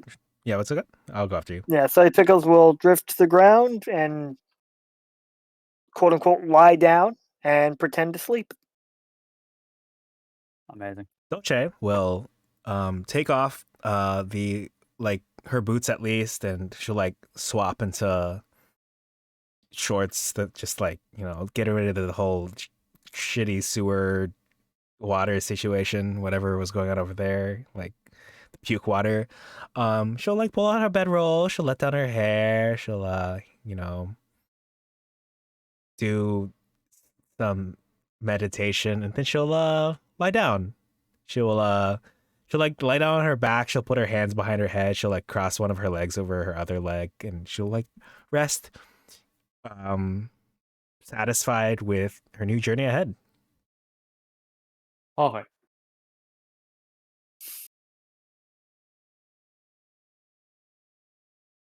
All right. So are you guys okay with doing a long rest here, or would you rather do a short rest? I mean, Either one is on the table. right now we have no real sense of urgency or anything. It's really our own time scale. Yes. So, for the moment, if the offer's on the table, sure, I'll. How long rest? I'm not a spellcaster this time. I do have access to spells, so like I'm not like, oh no, I need my spell slots back. But because what do I have that as a fighter that it doesn't everything come back on a short rest anyway? Yep. Indomitable, I think, is a long rest. Maybe. Well, in any case, but she'll probably do long rest just because so she doesn't have to expend hit dice to restore health. Yeah. And I already expended hit dice, so I can get it back. Nice. Okay, yeah, I'm cool for a long rest if everyone's okay with that. Yeah. Eventually, I get stuff that comes back on shorter long rest, but right now I don't have anything. So yeah, long rest. All right, cool. Press the button. Hey, I forgot. I will have to remove my temporary hit points, but at least I'll get my killing arts back because I don't know if that's let me check. I believe it said it was a shorter long rest. Oh, shorter long. Excellent. All right, I get my second win back, and I think that's good from everything. Yeah. I wonder what's up. I wonder what they bet on us. Oh, you know what? Shit. I did mean to have like, as you guys were descending, you like hear distant echoes of people like betting on deaths. Ah well. Well, if we come across more money, we can go back up and see what surprise some people. Oh yes, I definitely do want to make my way back up. I've got a thriving business to run. Do you? Yes. That sounds so like that Like sounds so dismissive. Do you? Do you really? It's like, oh, what's that? Do you run a podcast or something? To be fair, not many people say the phrase, I have a thriving business to attend to. That is true. Oh man, yeah, you should hear about how who was it who they came back one day and their competitor business across the intersection was completely like on fire. And like oh my god. That's not ominous at all. Also, that is sick as hell. Let's go. Thank you, Google Images. Well, Huh? What? it looks I'm it, not- it, it looks pretty fitting in here. Am I supposed to be seeing something? Do you not see it? Oh, No. Yeah, I see it. This It would reminds. help if you looked at the thing that you were supposed to be looking at. where? Who said that? Man, I gotta get art now of like Dolce and Silly Pickles like sleeping here, and then like the glowing of some sort of strange arcane or devilish circle. Oh. A faint red glow emanates from you. Thick. Not that either of you know. Mhm. Not that Dolce would know. Right. She's asleep. Though I suppose Silly Pickles would see it. Well, you know, I cannot, for some reason, when I'm playing D&D with y'all, I cannot turn down a good pact with some sort of not necessarily benevolent entity. We'll find out. I told Brad about the fact that I was going to implement a save point system in the game in case you guys in case of total party kills, because I'm being lazy in this one and I don't want to edit the dungeon to account for the fact that there were so few people and that you're actually the appropriate level. So you guys might get your asses handed to you. Yeah, guess we'll see. But don't worry, if you wipe, you can just respawn. It's fine. Yeah, Yep. I'm very excited for the ramifications. I did not tell Brad what it was going to be though. Yeah, didn't know that. Yeah, it's cool. Well, while I'm at it, might as well. This one's fun. It's a fun reveal. Uh-huh.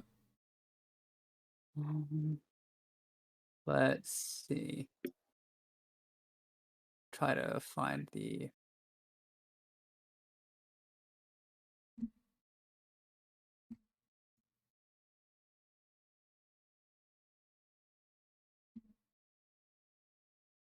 Unfortunately, I can't show this on stream right now, but here is the current walking concept for Maleo.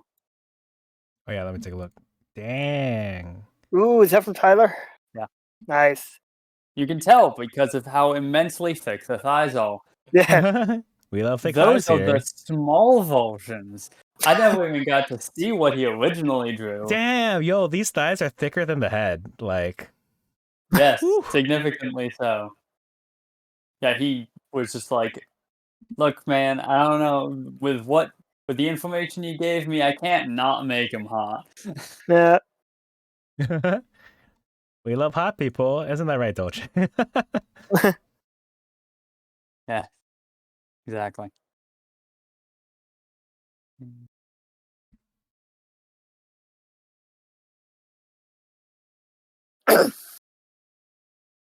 His wings are not as big as I want them. He sent over a version that had bigger wings, but he hadn't attached them yet. Wait, Or actually, maybe I just yeah. forgot to or maybe I just forgot to save that. I don't know. Yeah, Malio looks kind of good in NGL. I just gotta say, like, you know, like look at this token up here. I'm like, yeah, you know, that's a ominous looking creature. This person right here, like, oh yeah, I can see. Go on, I can see people being into this. Yeah, let's go. Real talk. That's kind of what I was afraid of when Tyler talked. See, no, you made him too attractive. Yeah, I would make a pact with that guy. I think I would also make a pact with this guy. I'd sign his contract. Lightning, always willing to explore things.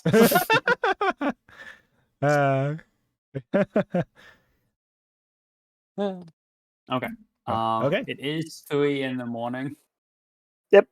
And you did just long rest. It might be a good place to call it for this week. Yeah, I'm cool for it. Sounds good to me. Yeah, we got a lot done, I feel like. We cleared like 3% of the first floor. It's probably 2%. That's cute. It's at most 1%. Oh my shit. god. I don't even want to I'm zoom out. scrolling out and like it's covering a little bit of You know the... what? I'll scroll out for chat. Let's see what's going on. Oh my god. Woo. Wow. Oh. A long way to go. A lot of deaths are gonna happen. This feels like some sort of... Oh no, I lost where we are. Oh, okay, here we go. Yeah, right.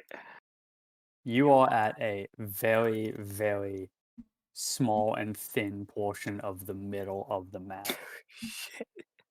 You Yeah. have touched nothing. Yeah. Okay. We did the entry room, the hallway immediately next to it, a secret room that we didn't do anything with, a crossroads, a hallway, another hallway, and then this room. Not like don't get ahead of yourselves here. Are you- Let's be honest. You were kind of lucky to survive this long, considering the fact that you already got into 2 fights, one of which was against the thing you couldn't see, and the Yeah. other of which was 2 shadows. Yeah, Oh, I is was it a like, water I elemental? don't think that fight was gonna go well. That was part of why I was like, let's just go this way. I'm not. I will only give you this information on the assumption that you probably aren't gonna end up going back, though. It is a. Let's see. By the way, did we close the fucking statue? I don't think we did, because I think you came in after I did. We should probably close it. Yeah, we can go back and close it. If it's even still there. It is a psychic gray ooze Oh, that is invisible while submerged under. Ah, no, my umbrellas. Okay, well, good thing we didn't fight it. If I'm getting the right enemy correctly, which is something usually Braylif does, so normally I don't have an extensive knowledge of D&D in the back of my mind, ready to be like, oh no, it's a rutabaga. Oh no. A rutabaga. Yeah, the most fearsome D&D enemy, the rutabaga. Actually, I don't even know if I've eaten rutabaga before. It's like a root vegetable, I think. Maybe it's not. Let me look this up. Yeah, gray ooze corrodes metal, so fun fact, because of the fact that you're all using umbrellas, I would probably actually be more lenient about that one. Okay, which I would have appreciated. But if you were playing as a normal character and you managed to land a blow on that thing with a longsword, it's congratulations, your longsword's dealing -1 damage now. Oof. yeah. It's -1 to until it hits -5, whatever, and then it's At which destroyed. point it shadows, yeah. Yeah. Not too dissimilar from fighting a rust monster. I was about to say, yeah. I was just thinking about rust monsters the other day. Don't we worry, fought I'm one? sure you'll find them in here somewhere. This. But on there's that- everything in here. Yeah. Okay, so me and Quinn. Mhm. Is it okay if we talk about that one floor that we did, or do you want me to not spoil things for fighting? I don't actually know what you're referring to. The one shot that we played this at PortCon. Oh, wait. Yeah, I'd appreciate it if you're not. Okay. I can just say, whatever classic fucking monster you think of when you think of D&D, it's probably in this fucking dungeon. Yes. Hmm. Dungeon of the Mad Mage has everything. I came out of that one shot, which was just one floor, I think, maybe a second part of a second floor. Mhm. And it was wow, I had never fought any of these iconic monsters before. I just had 5. Yeah, we played 3 individual sessions of this dungeon, and they all ended up on at least touching on different floors. Mm-hmm. Man. I found out what floor specifically we did start on. Fun fact. Yeah. It was pretty far down now. Oh boy. But not even all the way down. It was a little beyond halfway. Mm-hmm. I forget, are we gonna gain 1 level per floor or something? I assume that's how it's supposed to work, but I'm not 100% certain. Mm-hmm. Because if that were the case, then there would only to have that map out perfectly, there would only be 15 floors. There's 23. Fair enough. Wait, you said 23? Yes. Oh my god. Yes. And they're all this big? They're probably not all this big, but they the majority of them probably are. Oh my My god. guess is that 23 is smaller. Yeah.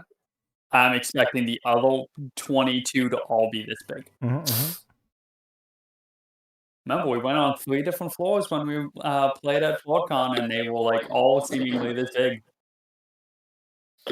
Well, if you're doing it as a glad one that, shot, unlike- damn. Yeah, that's the thing.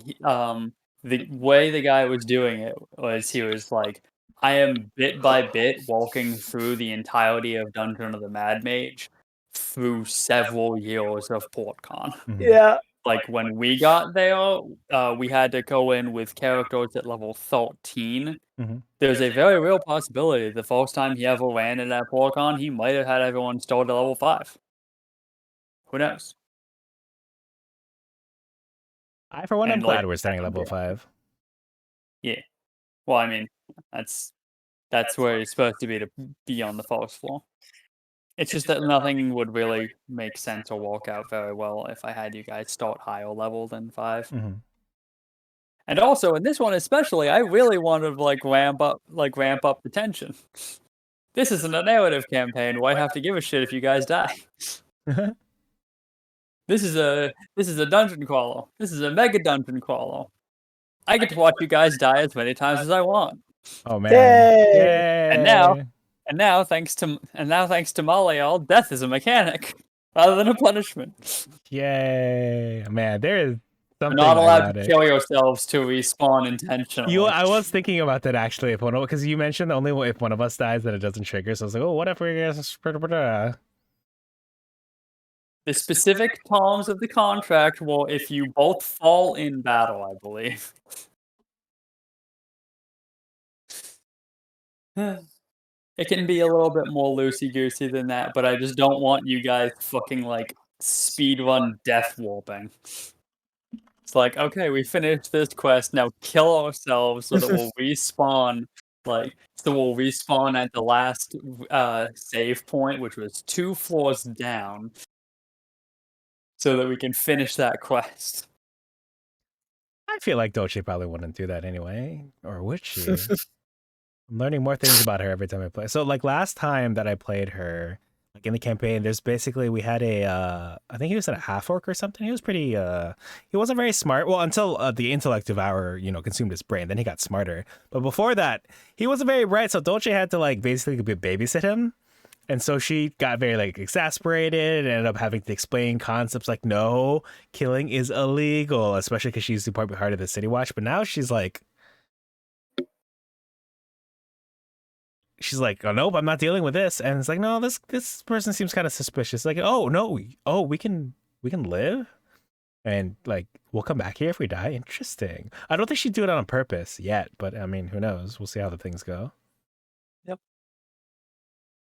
But yeah, if one of you guys dies in a fight and the other one survives the fight, then the person who dies has to be replaced. Interesting. I didn't want you to go into.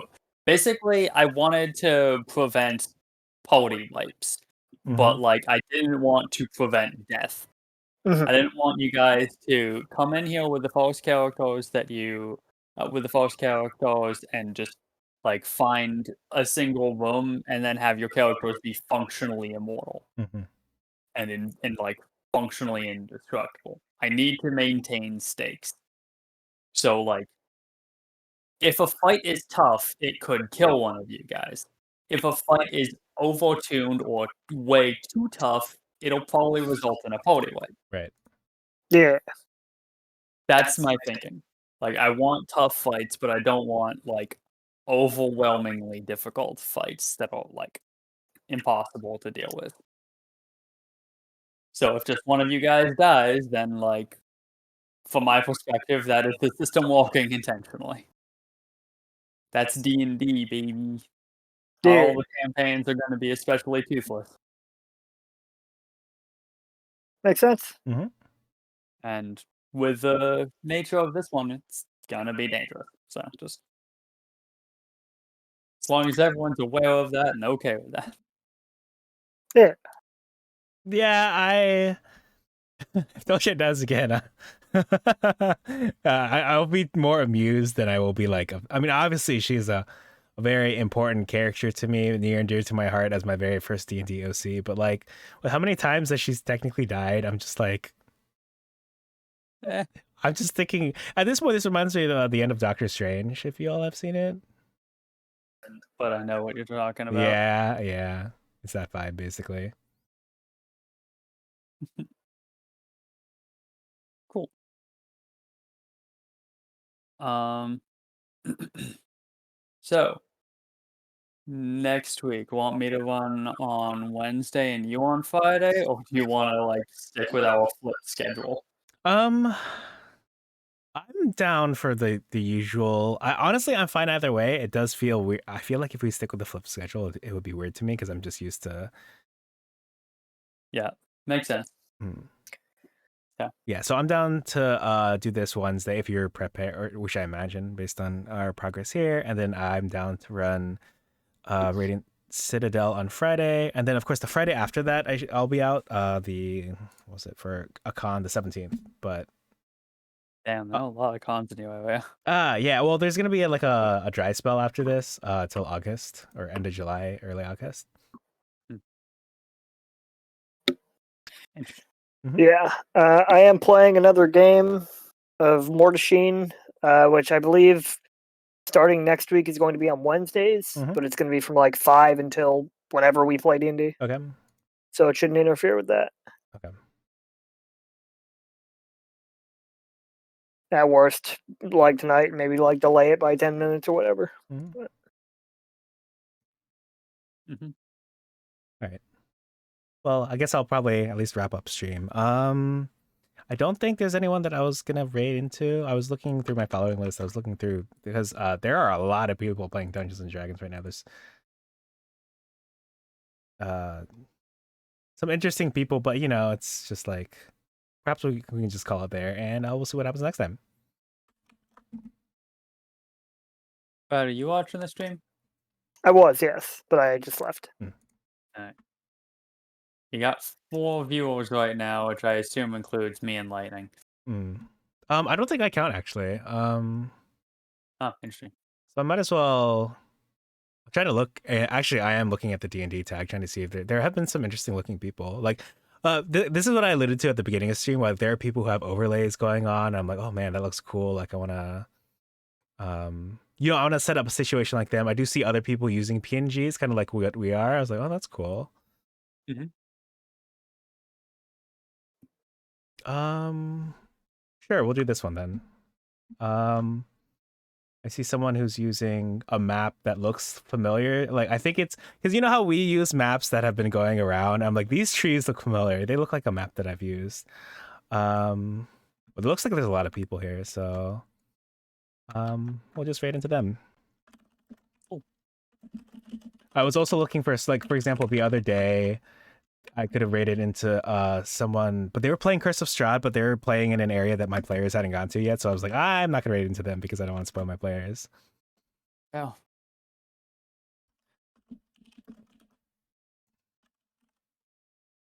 right, let me get this raid message going. It's just I'm just gonna post roll for initiative on my end.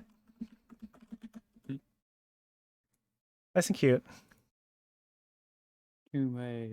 All right, well, you have to hit the leave button to join that way. You know what? Honestly, I actually don't know how that works. I usually just like let it time out and automatically go. I'm probably gonna hit the raid now button pretty soon. But anyone in chat, thank you for hanging out. Thank you for watching. Hopefully we can get the music situation sorted out for next time. And I'm very excited to see where this takes us. Thanks for DMing. No problem. Yeah, this is gonna be a great campaign. Yeah, I'm excited. See everyone next week. Yeah, see you all next week. Bye. See ya. Bye. All right, I've hit the button. I'm hitting stop